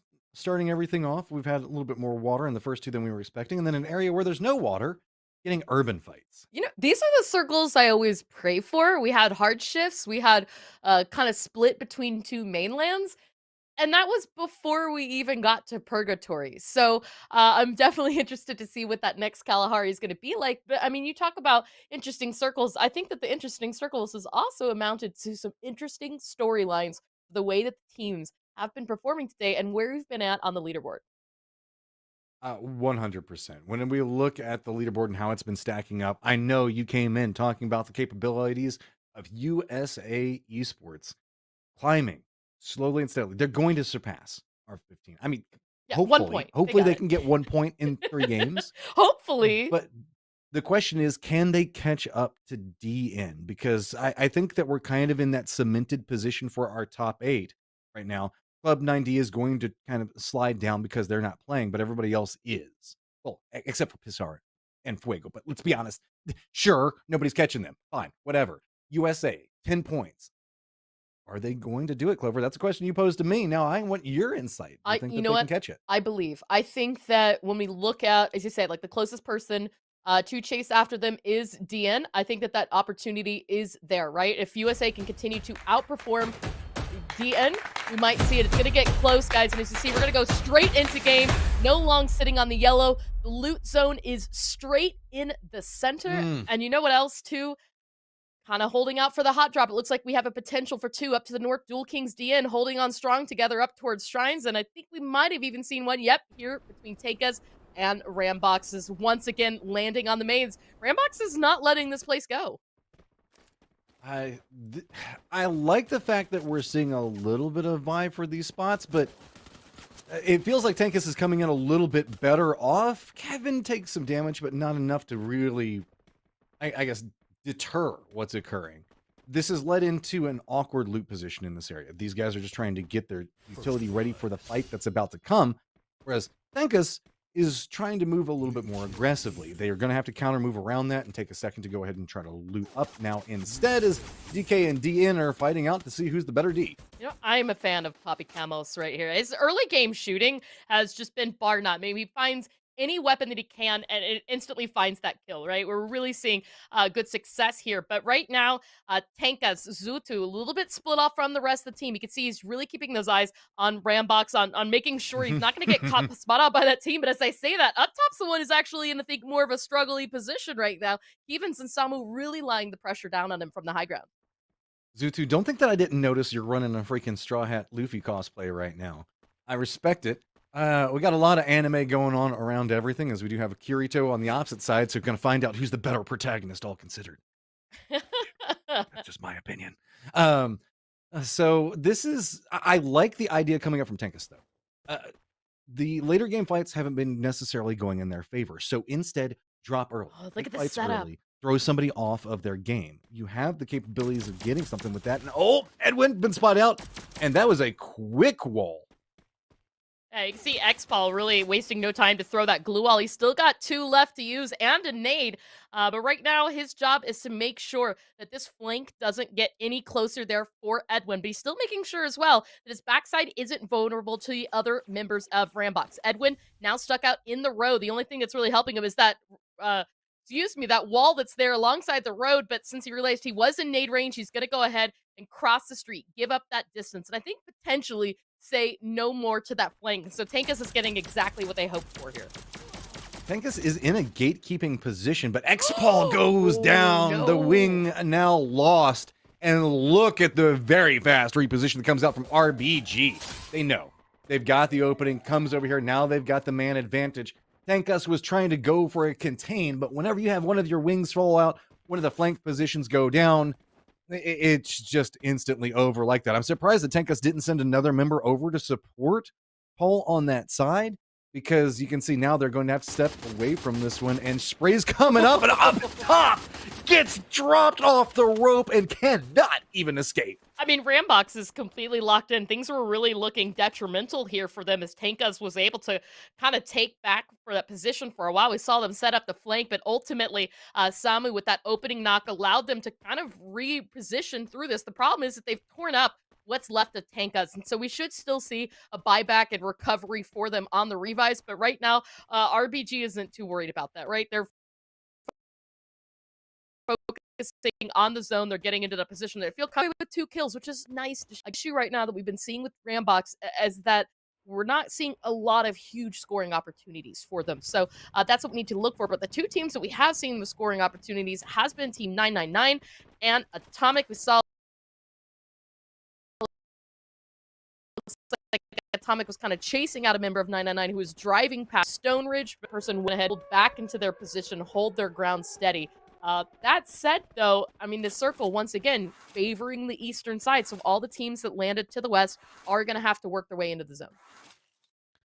Bad news for a lot of people is that means that good old Atomic going to get a secondary loot position as well. And no contenders down where they're at. And I refuse to say that that was the deciding factor on who's the better anime protagonist, because Kirito and Faux Luffy didn't actually fight. So we'll have to see how that develops out. But Mannix might find himself caught out in a bit, given the way that the map has lined up. And just like you were talking about, this is an interesting position because Command Post is center, and Zutu actually the person that's going to get there the first and the fastest. You know, Osaka is also already in center, right? That's a little bit different than we sometimes see for them. They have 2 styles of play. Typically in Bermuda, we see them send center.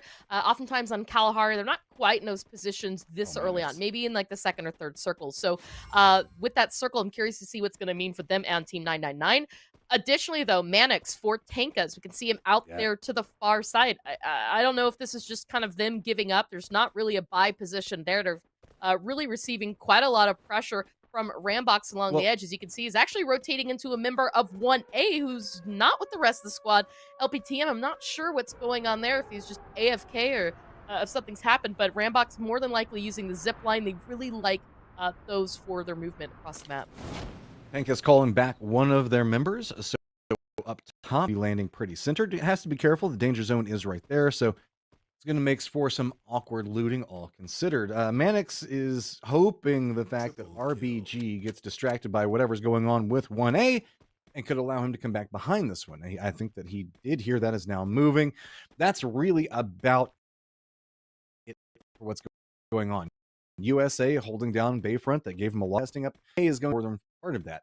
Atomic moved out of Stone Ridge, moved all the way to the east, and is up against the stone wall now, and is just trying to maneuver through that, make sure that there's nobody that's going to be behind them, so that way they can just make a wall and push it forward. There we go. I mean, pushing it forward, right? This is really the type of play that we've seen from USA, but typically this isn't a fight that we see from them until the mid to late game. So Dual Kings taking this straight to them. You can see the throwables are out. Joshfer has a nade in his hand too, and Matt, you know how much I love Joshfer with throwables.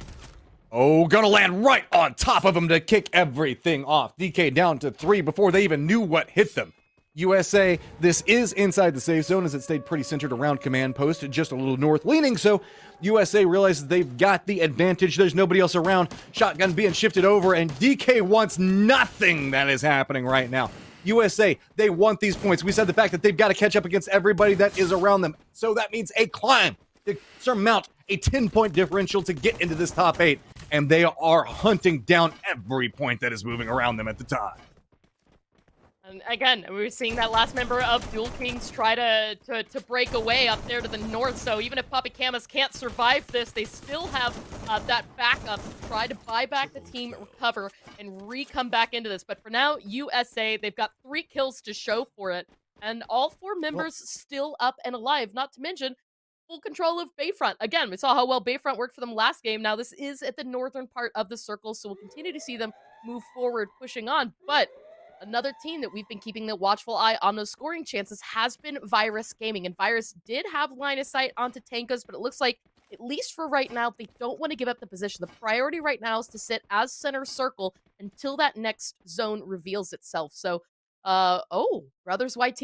Oh, okay.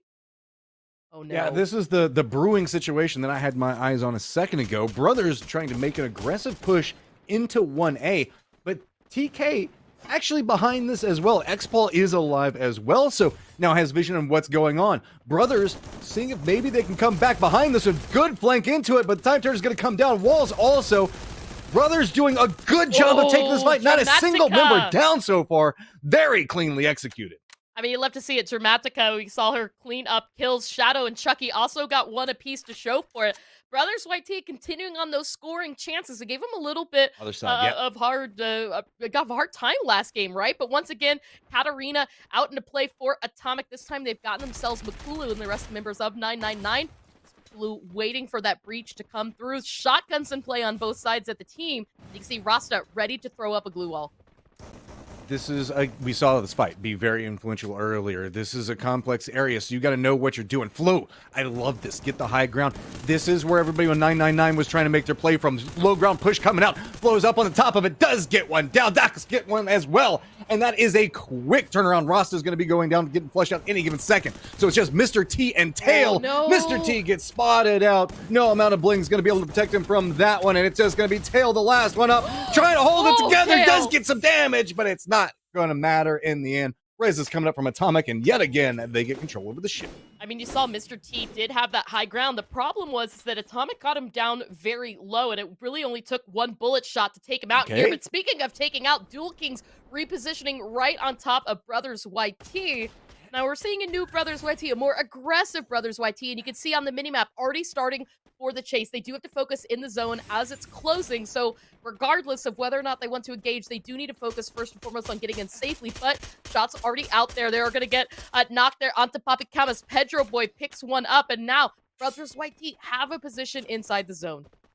This is very big, specifically for USA. The more that we see teams like Brothers that are just trying to climb out of these last place positions, means those guys that are in the top 8 aren't getting those points. So this gives every single point they get that much more influence on the leaderboard. Circle pops and leans into command post. We might be getting another urban ending. As you can see, it's going to be RBG, TK, Brothers all already there, as well as Virus. Atomic's going to be needing to make a move, but it's going to be USA that are right next to them. This is going to be a big firefight. Atomic just being able to get more points potentially. But if USA can win this firefight, they can then cycle that in right up on top of Osaka and get all of those points that they need so desperately. I'm not surprised. A couple of bullets being exchanged, the walls come down, and neither team wants this fight in the open. I mean, we're seeing almost a repeat of the previous game's zone right now, and so with that in mind, there's no surprise to see that there's still 30 players alive.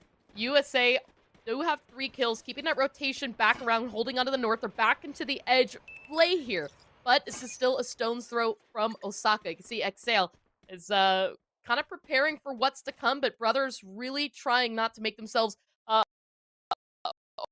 overly vulnerable to any of the other teams along the edge. Meanwhile, Osaka love playing this posture inside. They've got on a team that could play. You see that, though, USA is going to break away from this. They don't like They've got the coming drone in the spot. Yeah.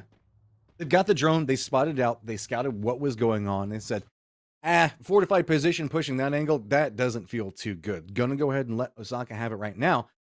You, though, you might have a problem coming your way in just a second, as, yep, there's some damage coming out. And this is kind of feels bad for everybody in the north, most notably DK, who's got 2 members that are just trying to cling to life. Virus is kind of centered, but containing everything that's going to be going on if this shifts away from command post, because that's the big thing that we all have to be paying attention to. Next circle. That's going to dictate the rotations, and if it rotates off of command post, Clover, by God, that's going to be just death upon death. I mean, look at what's left, right? There's not a whole lot. You've got, as you say, a little bit of command post, but otherwise open ground, a handful of structures to kind of give some coverage, but not much else beyond that, especially with the openness of Favors those USA, 2 though. roads. Favors USA. USA is very close to the circle.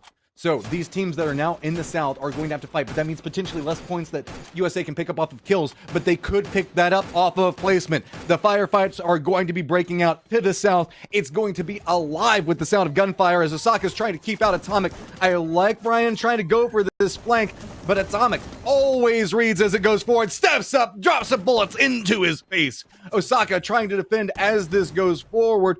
Getting some throwables out. Is it going to connect enough? No, it's not. Just 2 members trying to defend. And now revealed there's so little places to go from. Now Flash, no vision, can't even feed that over. While this is happening, USA is trying to creep in and might get a backline vision on what all is going on in this fight. Rambox. Rambox is just full W keying into this fight as well, and now Atomic is really getting sandwiched on both sides between Rambox and Osaka. You can see glue walls are covering every inch of this field right now, and as I say that, the walls are starting to break themselves down. Rambox is able to capitalize on this. Atomic is eliminated, but Dami finds a kill as well. That nade right there into a member of Rambox. But look at this, Rambox also left a member behind as a backup strategy if this doesn't work out. You've just got to fight it out. I love this read coming out from RBG.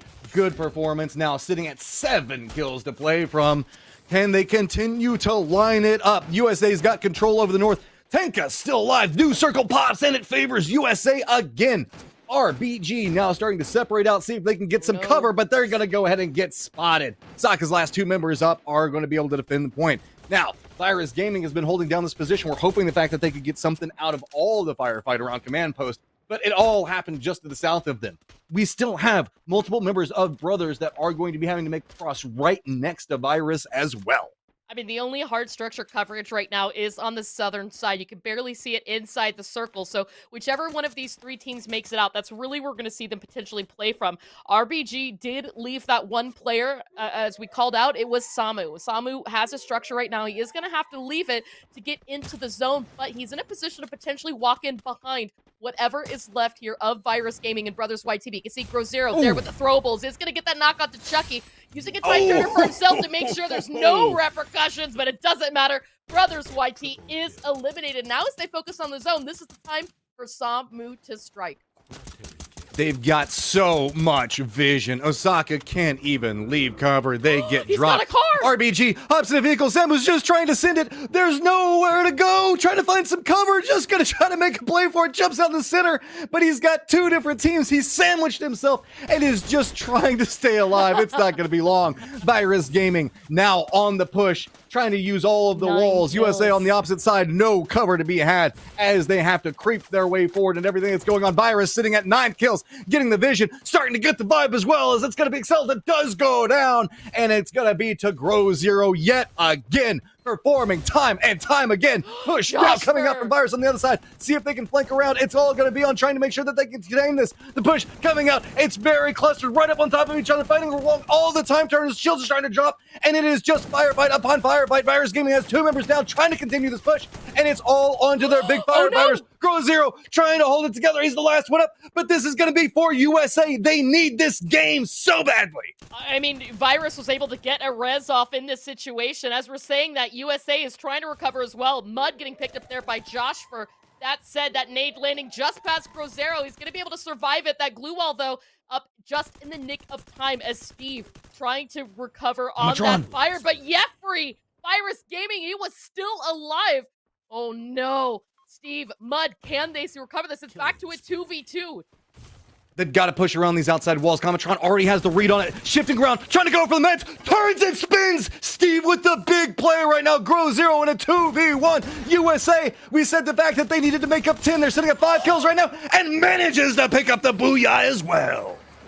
Back-to-back wins for USA. They take home not 1, but 2 Kalahari matches. Matchroom, I told you I believed. And USA, who started today in 13th place, definitely making another leap up on the leaderboard. We'll see where that is in just a moment. As you guys can see right there on the, let's see what's it, this way.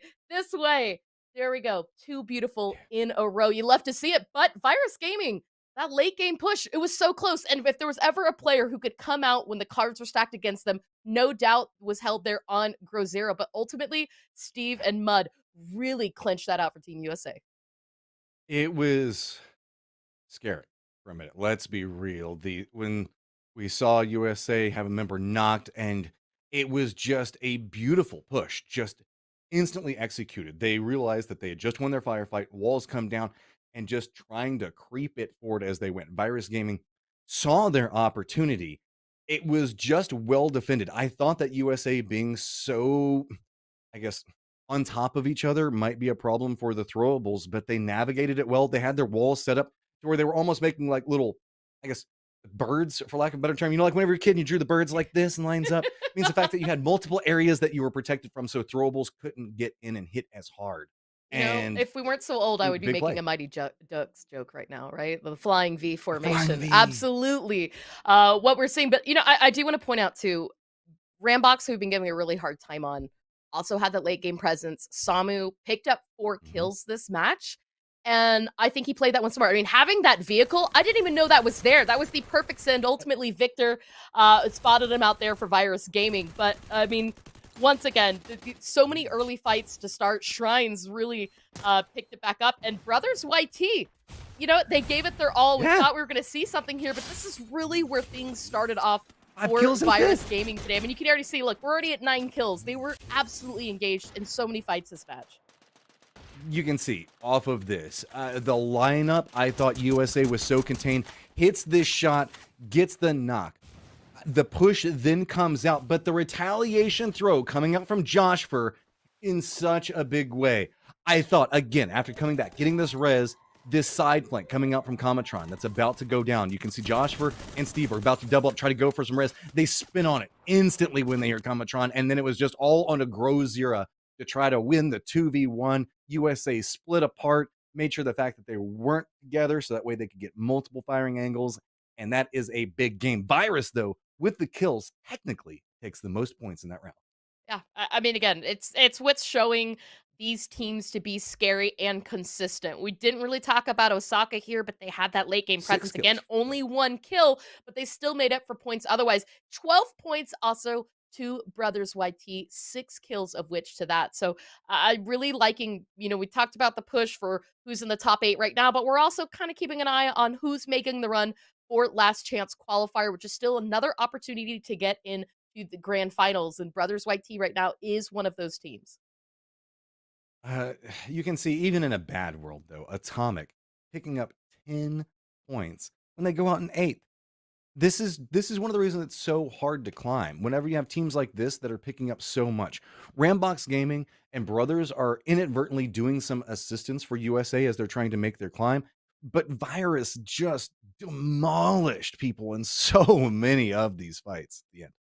Well, you want to talk about demolishing people in fights. Grozero and Yefri, definitely 2 names that we saw bring that. Grozero up until the very end, along with his pal Yefri. Dax for Atomic picking up another 4. Samu with the send in the car there at the end for Rambox as well, had 4. And Joshver with the nades, once again for Team USA, also picking up 4. And so it just goes to show the consistency in kills and points that we've been seeing from quite a few of these teams. Time and time again, we're seeing similar names pop up. How many times have we talked about Joshua with a nade in his hand? Clover, you opened my eyes before we even started this. You were like, hey, Joshua, this guy just lands all of the nades. You're right. We haven't seen throwables be as impactful for some of these teams. They want to lean into their firefighting capabilities. But notice, Joshua, high amounts of damage throwables. Grozero, we've seen him also getting high amounts of damage with throwables. It's a great entry tool to really kick off everything, as Ooh. USA is now cemented in first just by 3 points. But man, this is a feisty day today, Clover. Yeah, and then look at this. Atomic and Osaka are actually tied on this. So you pointed out the fact that Atomic managed to get quite a few points on kills. Osaka, it was flipped, right? They had 1 kill, but quite a few on placement points. That is what's keeping this race close for so many teams. Now, the thing that's helping Osaka a little bit is that Atomic was already far ahead of them on the leaderboard. The people that Osaka is chasing right now aren't doing as well. That's teams like DN Esports, right? Who sitting at 28 for the day. So that's going to give Osaka that opportunity to continue to climb over some of those other teams. Team 999 also down there in 11th place with only 18 points for the day, which to me is really surprising because we've seen the first match, right? They started out really aggressive. They looked like they were winning fights, and then we haven't seen anything from them the 3 games since. This is the thing that's happening right now. Team 99 not getting the points that they need while USA is picking them up. This is how we're going to see these shifts in the leaderboard and potentially let USA get into that 8th place position. There are still 2 more days of action after this, guys. And every group is going to get another day of play, but this is going to be where it equalizes the amount of days. So there is a massive moral victory for USA Esports if they manage to get into that 8th place spot, because that means the fact that in their heads, they're like, if it ended today, after all the teams were balanced, we would be in. So we can be in. We can do this. And once you start getting that can do mindset, you can just get to these insane games. I mean, that's what we're seeing coming out from them. They know that they can take these firefights now. All right, you're going in a head-to-head right now between Oh. USA Esports and Team 99. I mean, Matt, you were breaking it down. This is today. Look at the average kills difference alone, 7.3 to 1.8. It just shows the consistency. 4 matches in now, what we've seen from USA Esports, 4,200 damage. And the time survived is so much higher. Their average points triple what Team 999 has managed to put down. There's this moment that I keep thinking of with Team 99, which is where we were seeing the fight on the dam, and they jumped right in between 2 teams. And I believe it was Atomic, and I don't know if it was Virus or USA. My memory isn't that good. But it feels like since then, we haven't seen them play in an aggressive style like that. Almost like since that play backfired so harshly, now they're kind of being a little bit more reserved with their play style. And I don't know if that's succeeding, looking at what we're looking at as far as these scores go. Aggression pays off. You're setting the pace. You're making everybody play the way you want, and that's always going to be favorable. You never want to be the reactionary team, and I feel like we're seeing a lot more of a reactionary 999 today. Yeah, when you say what happens when you become a reactionary team, one of the first teams that comes to mind is Osaka. I think that when they have the ability to be in control and react is when we see those Mhm. high kill, high point 22, 33 point games from them. But oftentimes, especially when they send it center a little bit too early, they're suddenly holding out firefights from multiple different angles, and that's when they have to become reactionary. Now, going into a map like Purgatory, that can be a very reactionary map, depending on how True. some of these teams like to play. So it's something to be mindful of going forward. That said, I mean, I have a feeling, as we can see, the yellow is here. We'll once again have a bloodbath. Matt, you called attention to the fact that these circles have been wild. We've had some hard shifts, some city finishes, some field finishes, and I'm excited to see what Purgatory is going to give us today. Well, awkward circles can abound here. With the 2 islands off the mainland itself, circles can lead to some awkward situations. Now, there you And go. Look at that whenever those. we had water earlier, that kind of led into some weird situations. But I'm curious, hot drops. We've been seeing them every game so far. Ooh. Maybe. I mean, campsite is the high loot zone right now, and it's a big potential to be a hot drop. Rambox might be going for that. I know they do like to play the South typically on some of these maps. And now, as you can see, they're already first out of the plane, along with Dual Kings 1A and DN Esports. So far, looks like most teams have a moderate amount of breathing room. We're not seeing too much stacked up on Brasilia. Atomic taking the north side, Rambox taking to the south. Whoa, Marble Works is completely open 3 and teams? available, but oh, you're right. Crossroads. Crossroads is absolutely going to be the hot drop matchroom. Good reaction from USA going, no, we want nothing from that one. But, oh, our 2 early gamers finally find each other. Our hot droppers unite against each other as it's going to be Tenkas as well as brothers landing right on top of each other. That backpack scares me. I'm not like afraid of clowns, but clowns make me uncomfortable. What also makes me uncomfortable is the fact that Brothers YT and Tenkas always seem to find the early game hot drop action. That said, Pedro Boy does take a little bit of damage and is gonna fall here. Didn't have a weapon to use. Up top finds that knock, and Chucky though trying to help protect his teammates. Oh, they're trying so hard, but this is not working. Dramatica, last one up, finally starting to turn it around, gets the flush as well, says, I'm at least going to get a point before I go down. But there you go. Tenkas finally getting their early game fight that they so desperately need, while Brothers finally losing some of that momentum. Yeah, I mean, great play there by Tenkas, and you can see it really have all that space to work with now. Excel a little bit in the area, not too concerned about him right now. And I mean, you pointed it out, right? Dramatica, she did flush out that kill, secured that point, right? Everything else looked bad. They were still thinking about scoring, and that is the mindset that we want to see from a team that is potentially in the fight right now for the last chance qualifier. So kudos to Brothers YT. Although they lost that fight, they still managed to pick something up from it. But then there's the next fight that's coming, which is USA. That's very aware of all of this that's going on and said, hey, we wanted that, and we'll just kind of rest here for a minute and wait for you guys to come to us. You can see that we do have DN as well as DK that have gotten close to each other. And, okay, the circle did pop, and it's very southern, for lack of a better term. It's got the southern island in it.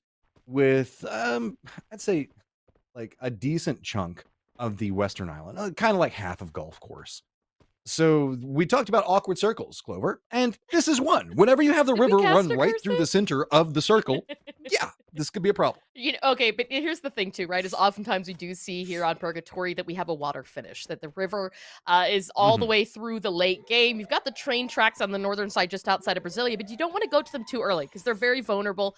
Teams that might play the high ground on either bridge. Speaking of bridges, the southern bridge right now, DK and DN, they're aware of each other's presences.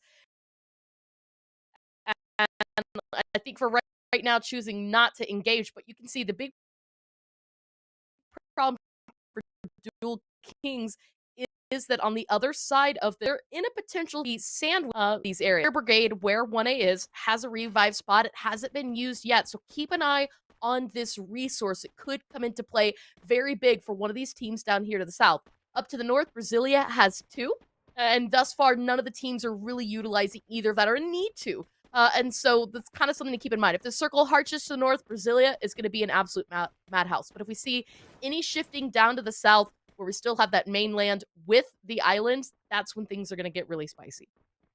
Atomic already playing coast as we see them do over and over again. Guys, this is such a clean play style. You just run along coasts and walls, play along the edge of the zone, and just make sure that you are always safe. Similar mindset, though. USA is going to be coming up right back behind them. Danger Zone popping is going to slow that down. I like the fact that Danger Zone didn't get caught up in going after TK. Sure, 3 kill points are great. You know what's better? Being in the zone and then fighting for kill points, because if they stayed to fight TK, there was a chance that they could be out there too long and be walking into the safe zone with no information and just walk right into a trap. So instead, keep your eyes on the prize. 3 points, great. Winning another game, way better. Yeah, I know, and obviously, USA, 2 back-to-back wins, a potential for a hat trick here today. But we've also still got Atomic and Virus, who won earlier on in Bermuda, so we could see them come out strong here for Purgatory, another team that hasn't quite gotten a booyah. We've talked about the leaderboard, how close that is on the leaderboard, how many teams are in the chase.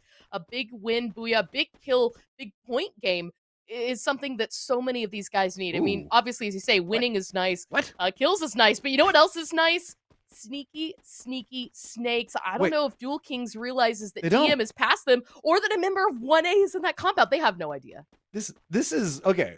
You know, we were just talking about it with Atomic. This is an awkward situation where one's leaning a little bit more coastal, and the other one's just not. By the way, remember how USA was wanting to do that coastal push? They're also getting pretty close to Atomic as well. So 2 firefights going to be breaking out because of similar mindset. No, DN, you just walked right into that one. Wall is coming down real quick, trying to counter it out. Gonna go to bush form, see if maybe he can sneak something through, get some spray, but there's just too many members lined up. Quick exchange is going to be coming out from a bad boy, seeing if he can line in some more. DK does have one of the members down, but it's just trying to rally at this stage. DN trying to make their push up, double up, coming up for DK. Is trying to see if they can connect, but it's going to be another one going down. Just bad boy, the last one up, does get a retaliation knock, and this is getting very, very close. You also very low on life right now, trying to see if he can rally up.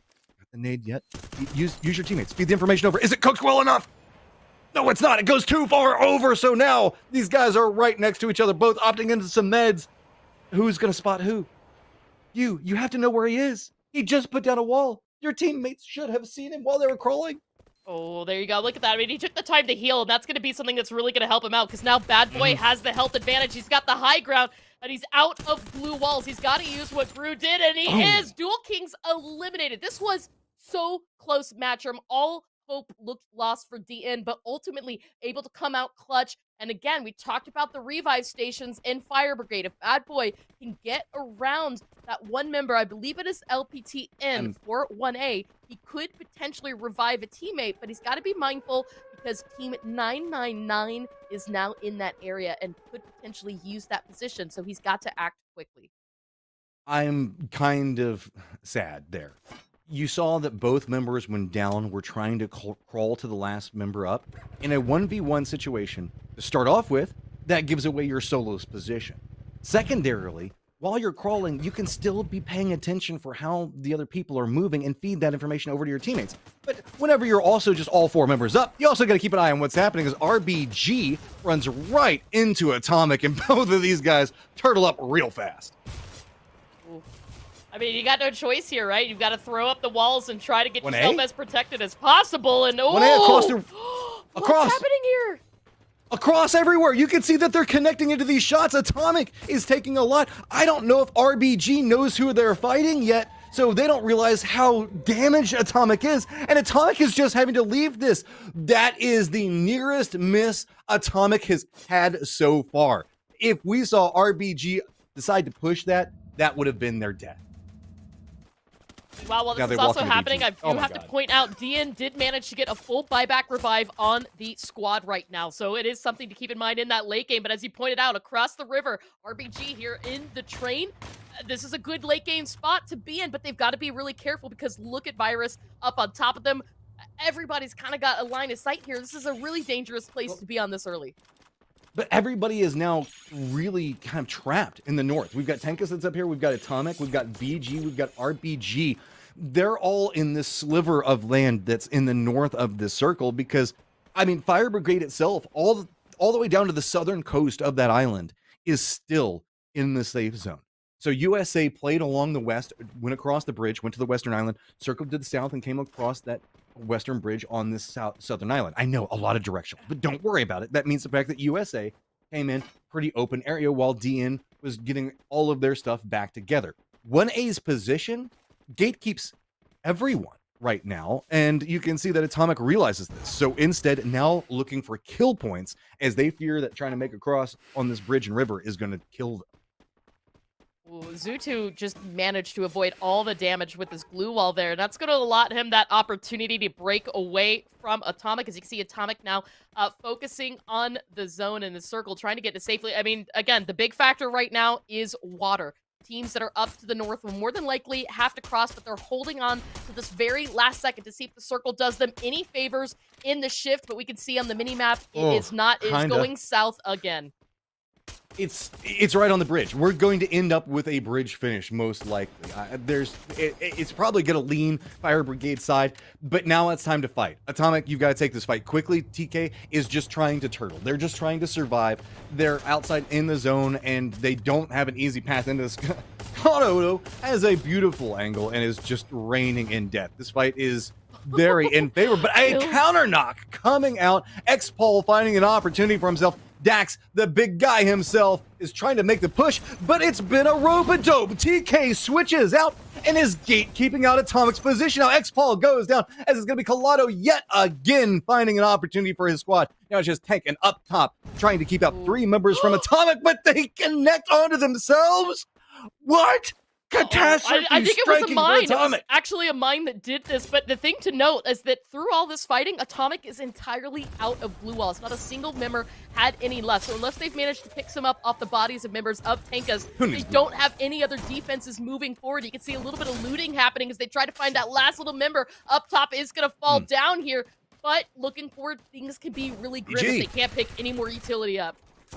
VG coming over here. You can see trying to pick up what's happening and rolls down into this firefight. While this is going on, this is all happening across to try to get away from what's going on with 1A, but you can see the Cometron still VG trying to defend up, make sure that there's no moving factors of what's going on with the Sokka across from this. This firefight got way feistier than they were expecting it to be. RBG now just leaned into the tower of safety. Atomic winning the fight with Tonkus is also going to be coming down here in just a little while. The moving factors that we need to keep an eye on, we have USA to the very far south. We're going to be coming into the Fire Brigade's southern part of the circle, where I believe that we see 999 at. And this is just going to be a awkward spot for VG to try to hold down, but this is about the best you can do in this spot. Let's be real. Yeah, I mean, the fact that really we saw the fighting happening this early on for the train tracks just shows to show how many teams anticipated that this was going to be a water finish. But Speaking of finishing right now, Steve is going to try and stay alive as he hopes to get in the zone, but he's spotted out. Beautiful nade there by Mr. T, and 999 now sitting on 3 kills, have the eastern side to themselves, holding on to what's left of Fire Brigade. The circle, you called it, Matchroom, closing in on the bridge, and that's exactly where they have to go. There's not really anything else to play through here. The issue, though, 21 players alive, 7 teams, and that's going to throw everybody right on top of each other as Atomic now speaking of on top of each other, right on top of what's left of Virus Gaming. The big story right now is the fact that 999 is capable of stringing together some points. Remember, USA was trying to get themselves their big games to catch up and get into the top 8. 999 finding life was the team that they were hoping. The USA was praying would kind of suffer yet again to give them the opportunity to try to catch up. It's not happening. Instead, they go out early. Atomic, VG still down there feasting, and 1A right on the edge of the zone. VG is just doomed unless they hit some type of crazy shots and can get Atomic out of this position. There's no way that they could try to cross this. They still have Osaka that's playing south across the river from them that can assault this position. And everything is being pushed into this bridge with right now Atomic being the only team in the safe zone. Yeah, and another team that we haven't talked about, you mentioned Osaka. They've been really quiet, keeping their head down, trying to stay out of sight. DN, we saw managed to get full recovery after Bad Boy miraculously kept the team alive, have also been holding onto the southern edge, trying not to be spotted. So as the team starts to close back in, Osaka spotting them out. Looks like they are taking down one member of DN, getting that secure onto Ellie, and Bad Boy spotted out also by 999. And so for DN, things are looking a little bit tragic as the circle continues to close. Osaka also reading that situation 999, now starting to wrap around a little bit more to the east and giving them some breathing room between what's happening there with the DN and 999. Osaka has been trying to gatekeep out what was going on with Virus, but it's going to be a side push coming out from DN that does get a knock.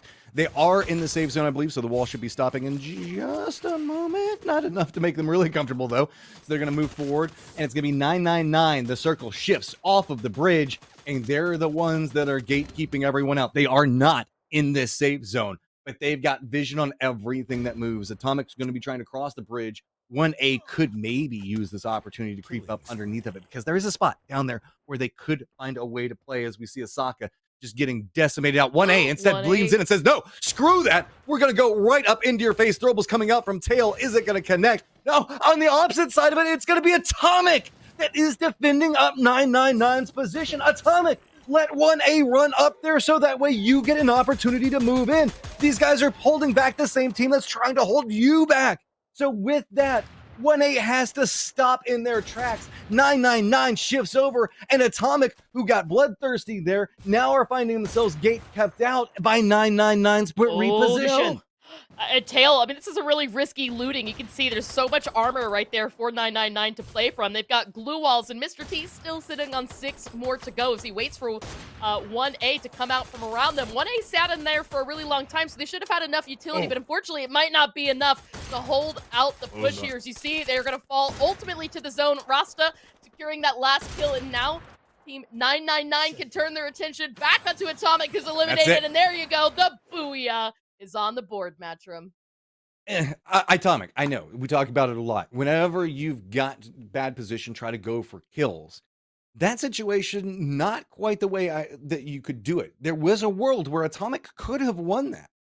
And if they let 1A push into that fight against 999, 999 wasn't in the safe zone except for Rasta, who was at the end of the bridge. And if Rasta only got to go over there because Atomic started shooting 1A in the back. He was positioned with the rest of his teammates. If they had let 1A push into that fight and then stepped in and third-partied both fights, or the fight that was breaking up between both of those teams, they could have had position in the circle and been able to pick up the scraps of whatever happened in that fight. And instead, they don't really pick up any of the kills because they go over to 999, and 999 still capable of keeping them out. So I don't want to say it's a misplay. It's just one of those things that, like, keep in mind the macro levels and what could happen if you let that fight progress. You know, the other thing, 999 on that for quite a while Mhm. down there on their island, and they were able to use that resource to keep them 4 strong. We also saw the multitude of loot chests that fell on them, and they were a lot of resources for them to play from in the late game. But, I mean, you brought up Atomic, you brought up the kills, the northern side to play, and this was one of the things that was keeping them in this area quite a long time was that fight with Tankas, as well as RBG, a couple of members of Virus Gaming in the area as well. And I think that ultimately, you know, the decision to chase for kills and then at northern placement kind of hurt them in the end. We can see even there, although they've got the circle, this fight was also a distraction for them. Osaka, I want to talk about them too, because this was very much I want to say a lackluster performance for them. I think that there were more opportunities that they could have taken, not only to find kills, but to set up That's for not the late game. fair. You know, I hate to see a team that does so well at being aggressive play overly passive. They had 4 teams that were across the bridge because remember they were approaching along the coastline that were shooting at them. Most notably, Virus Gaming had their sights just beaded in on them the entire time. So they were chasing the circle. They were trying to get something out of it, and they ended up, I think, getting their kills off of finally taking down Virus. But they didn't have the same target-rich environment. But I do agree the fact that I would like to see them maybe not have been on that island and instead playing for kills at that stage. Hmm. What worries me here, though, Clover, is 999 getting 19 points Ooh. and USA only getting 3. Yeah, that is really going to take things a lot closer. Atomic also with 18, Osaka with 12, DN Esports. Again, that beautiful play by Bad Boy, the full recovery back into the late game. They took it a little bit passive. That's why the only 4 kills we saw was from that fight up against, I believe it was it Tankas? No, it was Dual Kings, excuse me. It was Dual Kings. And so the rest of that did come from placement points. That said, we have one more match to go, one more Mhm. purgatory to go, and I feel like things are getting close on the leaderboard match. Overall kills, kills 03, now doubling his name and getting 6 to work with.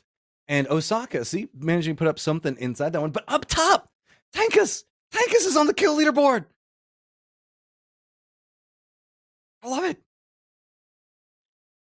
Colado back in there as well. You can see what we're looking at for the leaderboard for the day is going to be Atomic at the top. Virus going to be right back behind them. Virus just a couple of points. And this top 4 is neck and neck. It's feasting up there, Clover. And then it's just a massive drop off back behind them. Yeah, again, I mean, we've seen these teams keep this an absolute close race. Atomic, Virus Gaming, USA Esports, Osaka. USA is going to fall back down to 3rd, but still close enough, right? With one more game to go, we could see that change up for the day. But again, the thing we want to keep that eye on is where we're sitting on the overall leaderboard. Because after today, after this last match, everybody will have the same amount of games remaining. And that's what's going to give Look you at the it. idea of what we'll see at the end of group stage after this weekend match room. DN USA tied at 8 at the time. DN still playing. They managed to pick them up more points that game than USA did. And so we are in the absolute thick of it now, Clover, as who's going to be able to vie for that spot tied up at 8. You came in today saying the fact that USA, they have the capabilities of making the run. DN stalling a little bit in the fact that mid games haven't been as giving for them as they were hoping them to be. Who's going to end up on top is when we have the last game of the day to decide. Absolutely right. We've got DN and USA tied for 306. Team 999 and Osaka separated by 1 point, 322 to 321. Virus Gaming and Atomic also separated by 13 points in 3rd and 4th place. They did jump Club 90, but remember, Club 90 is going to be playing again Sunday. So all of these teams that are trying to make that run for points, they want to make sure that after this last game that we're just about to go into, they have things as close as possible. Now, the big issue, obviously, you pointed out Tankas. That helped them right now because Brothers YT, 24th place again, 143. It is a big run to get into the top 20. Dual Kings managed to do it now with 171. Let's see if Tankas and Brothers can make any miracle happen this last match. So I'm not trying to be a bias caster today. Like I like USA. I like underdog stories. Is what ends up Absolutely. happening here. DN though has just been quiet. Like for a team to catch up, that means the fact that something's got to be going on with the teams that they're catching up to, as well as the teams that are trying to catch up. That's the way Battle Royale works. It's not a 1v1 style situation where one team's just going to walk away and they go, we got all your points because we won. In Battle Royale, you have to hope that the team you're trying to catch also starts to not be able to keep up their points per game. And that's what we've got going on. So DN, I have to assume, are very aware by what's going on with USA and knows this is a pressure game for them. They have got to have a good performance in this. And both these groups still have another day of play as well. And the other two groups as well will be playing tomorrow. But it's about a moral victory of being in that top 8 and going into your last day of play going, we're there. All we have to do is just keep it now. It's way better than we've got to try to get there. And that's the mindset that'll wreck you every single time. Well, we will get there soon because as you guys can see, the yellow is up on the board. Matchroom, we're about to get into game. The final match of today for groups B and D as week 4, day 1 gets ready to conclude. We go into purgatory one more time and let's see how these teams manage to play this one out. Now, Matchroom, again, that last match, that was kind of a weird circle, that split. We had the big islands into play throughout pretty much the end as we actually finished the circle right outside of Fire Brigade. That said, a lot of the early fighting happened in the north and on the west. Do you think we're going to see some hot dropping as we watch the teams fall out of the plane? Ooh, is that a potential hot drop here at the Atomic? And oh, no. I think everybody's given a little breathing room, maybe? Atomic does not hot drop. If they see somebody else next to them, I don't know how they would respond, but you can see that we've seen them go to secondary drops beforehand. You brought me in, Clover, today, so crazy circles. It just be like that whenever I'm involved. Are we? You know what? I was about to say, like, normally I watch Free Fire and the circles are predictable, they're boring, they're normal. I cast with you and suddenly I'm getting all of the golden circles. It doesn't matter what game we cast together, Matchroom. It's always going to be a fun one. But speaking of games, aside from Brasilia, which again, we've got the north and south split. We saw this last game. The teams landed a little bit close. Campsite, once again, is the high loot. Brothers YT has that just about uncontested. So for the most part, not really instant action, right? Nobody's going for Moat House. Nobody's going for Crossroads. Everybody should have enough space to loot safely until we see where that circle pops. RBG, very close to Atomic. This is everybody can loot in these spots, and two different teams can be fine. Brasilia itself has a lot of, I guess, hill slope that you can play from, so it's not anything to be concerned with. But I like this. Get some drones, get information, try to realize how you want to be potentially playing this potential close range fight. I know I said potential like 3 times, but there's no guarantee that the fight. That's why you put the drone out and go, are we in a position that we want to take this fight or not? Okay, the circle popped. Are you ready? It's not to the south, but we have water and we have an island. It is up to the north. It is actually in a decent spot for, I believe, oh no, that was LPT, I'm sorry. It was actually Rostos in the water, but here we go. Crossroads has the circle. Marbleworks has the circle. I said nobody's at Crossroads. USA actually took that right after I called that out. I said nobody's at Moat House. Virus took that after I called it out because once the circle made itself known, they were like, you know what? These are prime spots to hold and prime spots to loot. We need to take it right now. And so my eyes are going to be on both of these two teams because we've seen both wins and we've seen a lot of kill aggression from them. So to have that resource early on is going to make things, I think, a little bit spicy for the mid to late game.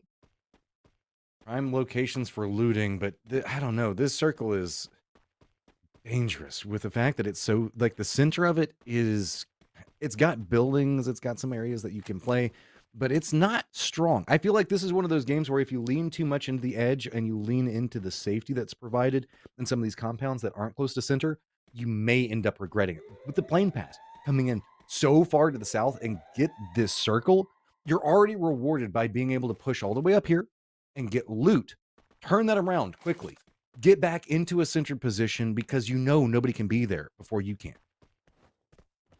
I think too, all right. I always hate like sounding like I'm calling out a team. Tankas has had some amazing games, but you know, these edge drops that they've been having, this is really good for them to start off with Marbleworks. Ahead of them, we know is going to be Team 999. This team needs to put the catch-up and they need to put the work in. And I do believe we've seen them come out and win fights. I just want to make sure that they don't get themselves in a sitting enough free to finish up. It's been the absolute to them. Yeah. So they've had plenty of time now. Corey was completely open, coming into the back of Marbleworks through Team 9 and win it. they have more time to recover, get the resources, and continue that forward. So I want to see things like that happen from teams like Tankas Problem with it is the or fact that others. 999 is already going to be so much better looted than they are. And that's the thing is, if you're having trouble taking fights whenever you are equally geared, and trying to take them whenever you're under geared is significantly hard. And we'll have to see how Tankus ends up playing that. And don't worry, Clover, you're not calling them out. Leaderboard's doing that just fine. And I think any team that's aware of their position on the leaderboard right now knows what they need to be trying to work on. And I'm hoping that we're seeing teams like Tankus try to go, okay, let's try to figure out how we can handle a lower economy fight versus a higher economy fight. These are things that you're going to have to tackle at some point in what's going on. And yeah, hey, by the way, I want to shout out, Map, what's going on? VG leaving Moat House early. USA realizes the opportunity, straight up center. Let's go. Good opportunity for them all considered. Yeah, and again, there's good resources in center. Not only do you have all of the zip lines and as well as a revive station like we're seeing here with Dual Kings. They don't need it right now, but the opportunity, the option is there as they continue to walk into zone. I think they might still be looking for some resources. I'm not quite sure what it is that they're needing. And there you go. DN not afraid to drive. They've got some beautiful, right in front of them. Car skins. You know what? This makes. Do you want to go out driving after this, Matchroom? Like, look at these nice cars. No, because I don't have that car and it'll make me feel bad. What might feel bad is DN realizing the fact that, okay, you made it by TK, maybe we spotted him out. Oh, Rasta. 999 isn't quite so forgiving.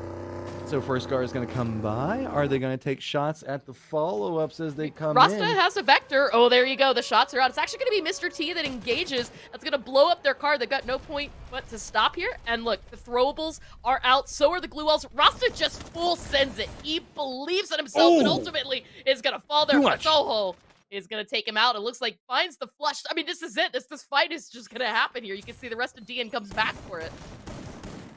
999 has been trying to right the ship. They had themselves a good last game, and now just trying to see if they can pounce on a trap. Do have Ross that's going to be down, and now back up. Taking down the flushes of what's going on. DN is sandwiched in this 999 fight, but you could see it's not going to be too much longer. Problems are starting to mount. While this is happening, TK rotating much later, and again, be more proactive, guys. You guys could have followed up back behind these cars much faster and could have been involved in this fight and gotten some points. They should hear the firefight and they could pounce. The last member for DN is running for the hills, literally in the east, and is about to bump into VG, who are coming down from Moat House as the circle did pop, and Crossroads is pretty centered on it. Yeah, I mean, the one good thing about TK following in this position is that we went ahead and pulled back away from the island. Marble Works, none of that is in play, and so Crossroads is the focus now. And so, as you can see, the teams out to the south do need to finish up this fight so they can get into the zone safely and make sure that they're ready to go for the next one. Brothers, YT, Atomic, Dual Kings, all right on top of each other. Looks like a Brothers YT is going to go ahead and break up from this, but there you go, Atomic. They've got nothing to do except take this fight right to Dual Kings. The time turners are going to pop, but is it going to be enough? We're starting to see members of Dual King fall. Last member up, quick flush out onto that one. So Atomic feeling more in control as now they move in. The closest team to them is going to be Brothers to the northeast, but then it's kind of USA. TK finally making a closer approach to Crossroads is going to find themselves a little bit of company, as it's going to be Makulu that's going to be over here and spots him out. Zutu already down, and that is not the way Tankus wanted to start this one off. Tank, though, does find himself in a flanked position with up top, but they've already lost two members. This fight's coming in way too late for them. Up top, already going down, and now it is just Tank. 999 is just vibing on every fight they can find right now, and that's a big problem for a couple other ones. There we go! Tank drops one on top. Is he going to be able to get anything more out of it? No, he isn't. Rez is even going to come through, so not even getting the flush. And 999 at 8 kills already. I mean, Tank tried his best. He actually fell off the side after Gluel kind of obstructed his ability to flank on any other position of that. But ultimately, that nade, as you saw, did happen to get a knock. But the recovery is here. Crossroads back to 999, who already have 8 kills. Matchroom, I need one more. I need that number to be a 9, and I think it might happen because, as you can see there on the minimap, it is going to be a VG that's starting to creep in.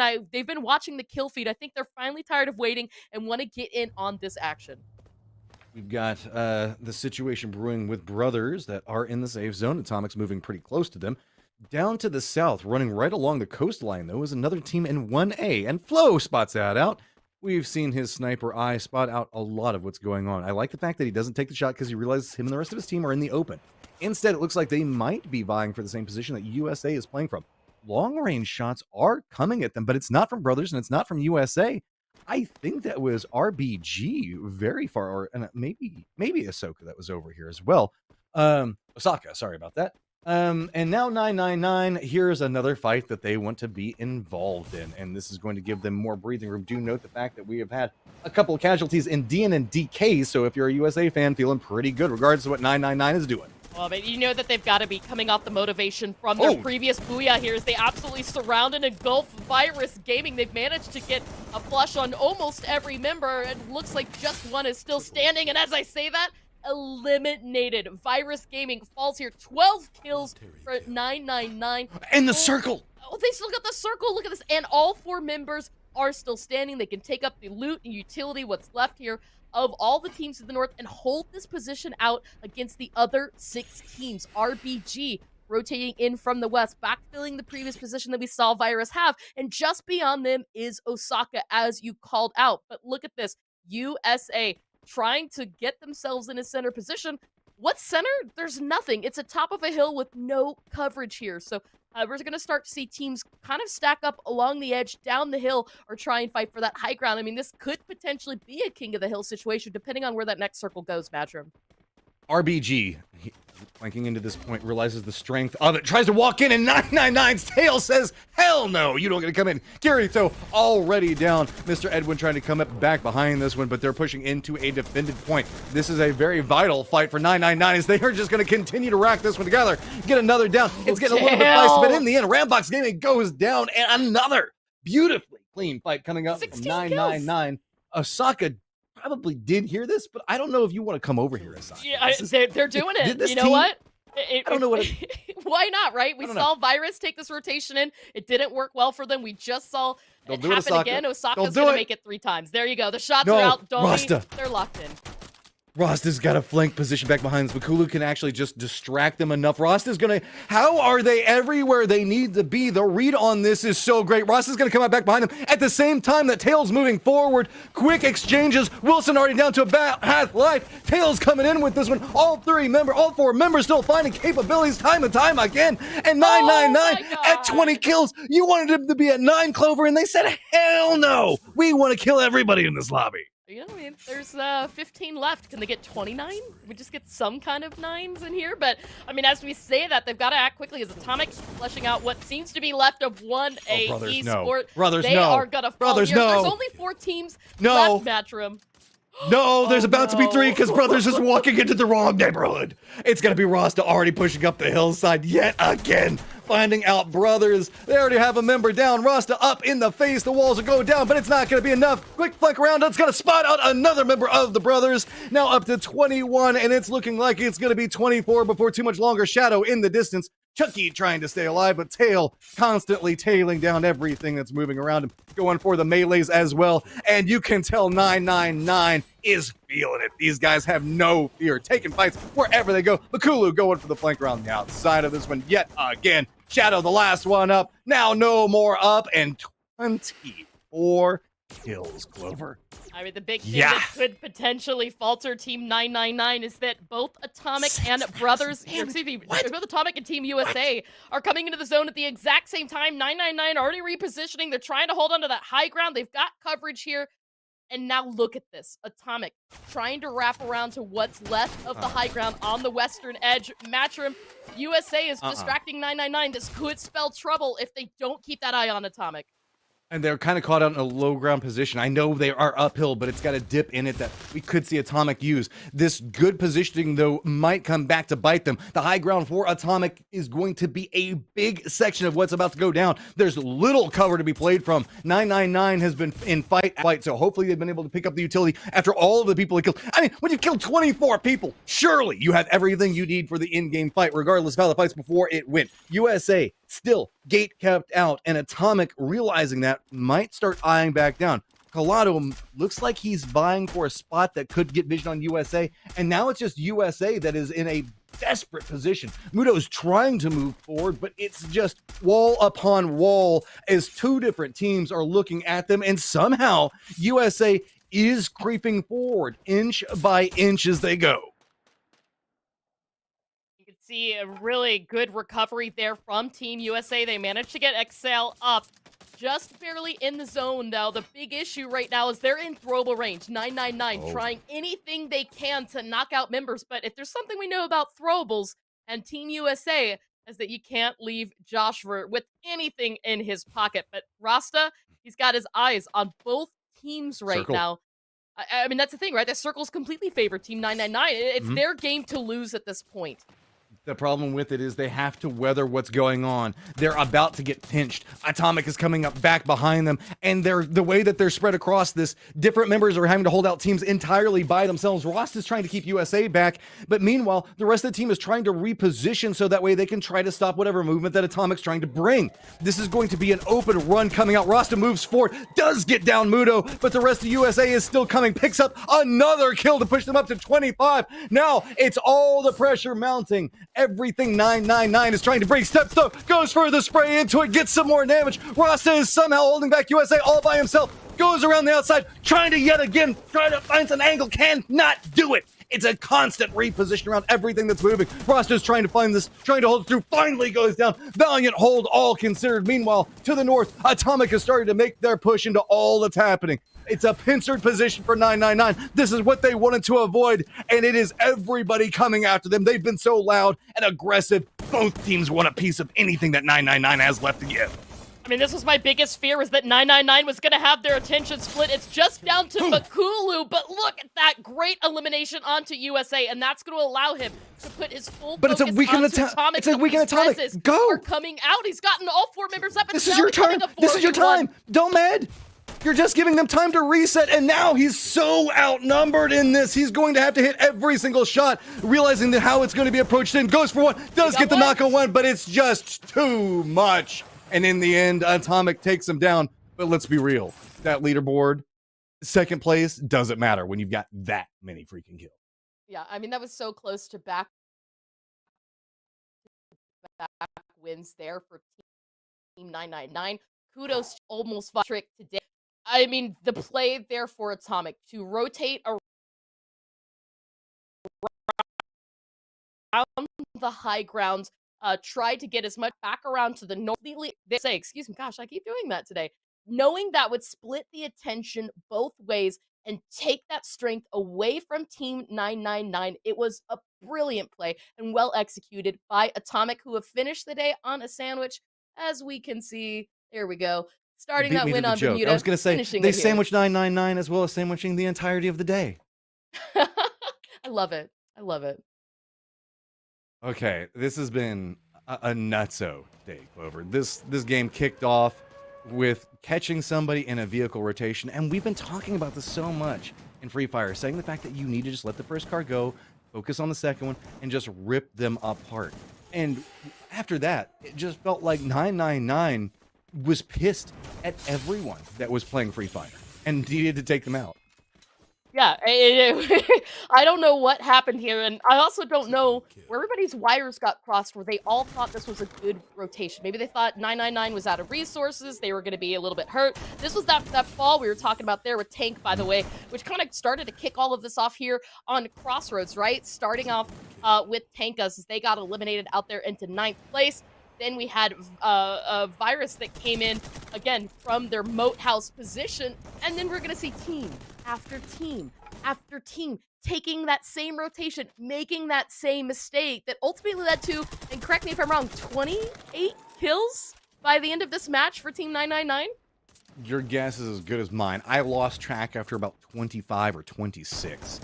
There's 28, yep, and then I don't know what happens after that, but that is a ridiculous amount of kills. That 37 points in one round. That only 3 teams got kills. Matchroom, only 3 teams got kills. That is do you really count USA? They got 1. Well, you know, you gotta give them credit. They put some damage. They got Nox. I think we could probably pull it Hold up on. at the end. Wait, So wait, you know wait, what? wait. I We want gotta to sit see. here Can for a we get a second. 11, comparison 20, between 27. Team 999 and Atomic Wait, here? Because like wait. I want to know who did more damage this game. I've got to look at this real fast. So we've got 9 points for USA. Then we take 6 and 5, add it together. That's 27 if you add in Brothers, 31 if you add in Rambox, 34 if you add in Virus. Tankus makes it 36, and 37 if you add in Dual Kings. So if you just exclude Atomic, Team 99 got as many points as everyone else in that lot. That's insane. I don't think I've ever seen anything like this No, matchup. never. I am absolutely. I'm trying not to laugh because it's just so evil, and I mean, I want to share each and every evil gif that I can right now in terms of this. So here we go. The head-to-head for the teams that killed 95% of the lobby. We Yeah. can even say like What? all but one kill went to Look at that these two damage. teams. 12,396 damage to Team 999. 21 kilometers moved. 5,745 damage to Atomic. So all of that work that Team 999 did, that is absurd. I was gonna say this is No all just gonna be surprise. them. I mean, Mr. T with 8. I mean, I pity the fool that has to go against him ever again. Tails Makulu Rasta, respect where respect is due on this board right here. Yeah, Collado, I want to give credit. And you know what, if we drew this out to the top 10, the rest of the names would be Atomic. So I do want to give credit to them. But yeah, Mr. T at Tail for a piece. And we can see that they almost break 100. In fact, I believe, was it Atomic? I think we were told before going into today that one of these teams had actually managed to have, I think, a 112-point day. They're coming very close to it here with 91 points for Atomic. That is going to be huge in terms of the leaderboard. I think they're going to be able to breathe a little bit safely moving forward now. As you can see, they are in third place, 374, Virus 367. The teams that are still left to play now, it's all an even ground. Every single person here has 1 day left. That is 6 games, Matchroom, 6 opportunities for points on the board. USA, you managed to make it in top 8. DN, a slight, subtle slide. We were talking a lot about USA, and yeah, okay, Team 99. I was sleeping on you, man. You just weren't getting any points. And then you just came up and you slapped me across the face and you said, never forget about us again. And I promise, I won't. I won't. From here on out, I will never exclude the capabilities of Team 999. Asaka holding on to their position as well. So with this balanced out, we've got 2 more days of action. And if it's anything like today, man, it's just, it's a barn burner every single day after that. You can see we finished our rounds for today, but we've got 2 more to figure out who's going to be going to the grand finals. And this is just nuts to watch. I'm going to be on the edge of my seat the whole time. Absolutely. I mean, we get to see half these teams return tomorrow as they go up against Group C. A lot of Group C teams here in the very top 8 of the leaderboard. So that's going to keep things very spicy still.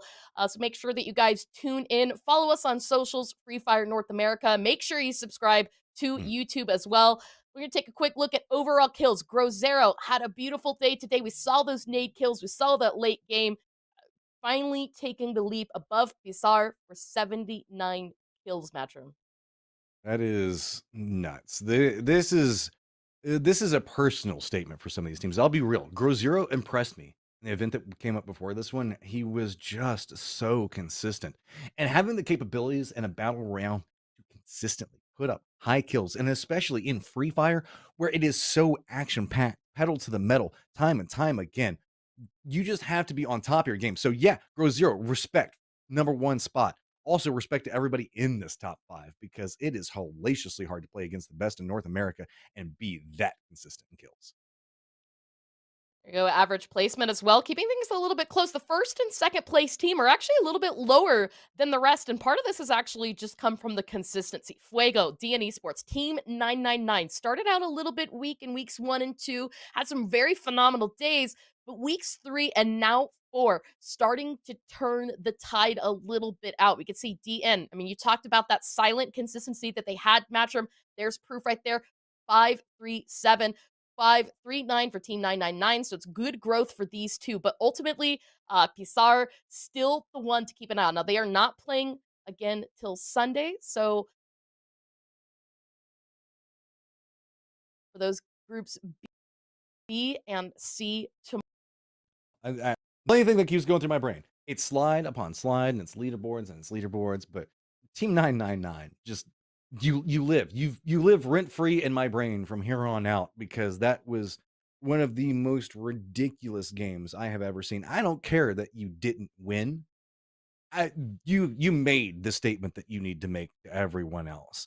The fact that you were taking on two different teams after killing so many other teams and still outlived one of them while you were being pinched is a level of absurdity in play that is astounding. I would say, guys, go back, watch this VOD a bazillion times to figure out how they managed to do this, and you will notice detail upon detail, the information gathering, everything that they did. I mean, it was taking on a vehicle that was rotating next to them instead of letting it casually go by like we've seen some people do, fighting for high ground, keeping constant awareness of how teams were moving around them, realizing the capabilities of what they had in the circle, winning firefights, getting opening knocks, shifting all around, constantly being aware of how people are moving and counter moving into them. It was absolutely nuts to watch it all come together. Awesome. Well, I believe that we're pretty much done for the day. So again, we just want to make sure that y'all tune in. Sorry, we're gonna look at the leaderboard one last time. Excuse me. There we go. Again, all teams left A and C, or sorry, B and C tomorrow. A and A, and that will be T does really try to put down some points today, but ultimately still holding out on the bottom. Meanwhile, Atomic Virus Gaming, Team 999 had good growth today. Also, Osaka USA climbing back up into the top 8. DN keeping it close up in 9th place. So the big test will see whether these teams can hold on to that, as well as where the rest of the teams that sat out today can stand. And I mean, Matrim, what any other last thoughts as you take a look at this leaderboard? We're balanced out. This is the equalized playing ground before we move into our last 2 days to figure out who goes to the grand final. And you can see these guys and gals, we got to say that because we do actually have women playing in this as well, that are leaving nothing behind. They are making sure to put everything on the table, all the cards, all the chips, whatever analogy you want to make, they are coming for it because they know the opportunity that waits at the end of this, the money that is the grand final, the capabilities to go to the world event in Singapore. There's only one spot available, and this is not just the capabilities to make it into the grand final, but this is so much more you can learn.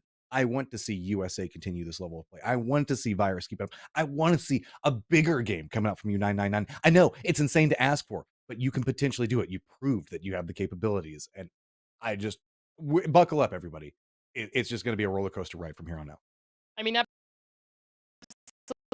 absolutely. I mean, you bring that up, right? Because again, Pizarro, Fuego, these are teams that are 420. They are of each and every match, each and every day, and that's the thing that some of these other teams took a little bit of struggle. And sometimes it is a struggle in a round robin format. You may not get where you want to land. You have different teams to fight every day, and you have to change up your style of play a little bit. But it's that adaptability and the consistency that is not only going to make you a Free Fire Pro Series champion at the end of this tournament, but also the type of team that you'll need that strength to go ahead to Singapore to get to play at Worlds versus the rest of the global teams. Because remember, this is the first time that the Americas is going to have a team getting to go. And I'm just so excited to see which one of these it could potentially be, Matrim. We've been talking a lot about 999, as we should, and Atomic and Virus and the amazing capabilities. Pizarro, Fuego, these guys are just rocking up at the top to where they could come in with a full day of play and know that nobody could catch them. I want to take a second and give a massive shout out to the bottom of the league. Tank us, brothers. Yeah, you're not in the position you wanted to be in. It doesn't feel the best, but you've managed to fight your way into this group stage. And I have to say, today, you showcased some amazing capabilities. The consistency is where the problem comes in. So figure out what was working. Again, more VOD review homework. You've got it. There's only 2 more days of play. Review, study. That's what's going to get you ahead the fastest and the most. Deep dive into what worked and what didn't. Because while you might not be able to get into the top 8, maybe you can make it in the last chance qualifier. And even if you can't make it into that, there's still the next event that's going to be coming. Improve your own game. this is just the start of what Free Fire Esports is going to be. So I want to see it all. I want to see where you can go from here, because the sky is the limit for so many of these teams. The meta is still developing. Well, Matrim, you talked about VOD review. I've got one more video for you and everybody else to review, and it is our end of day replay, because that is it for us, guys. Make sure you hit that subscribe button. Tune in, because we'll be live again tomorrow at 7 p.m. Eastern Time with more Free Fire Pro Series. We've got 2 more days of play for the group stage, and we'll see who gets to move ahead to the grand finals. Until then, he has been Matrim. I have been Clover. Thank you so much to our amazing production team, as well as all of you guys for tuning in. But until then, we will see you. Make sure you guys get back into the game and get those booyahs.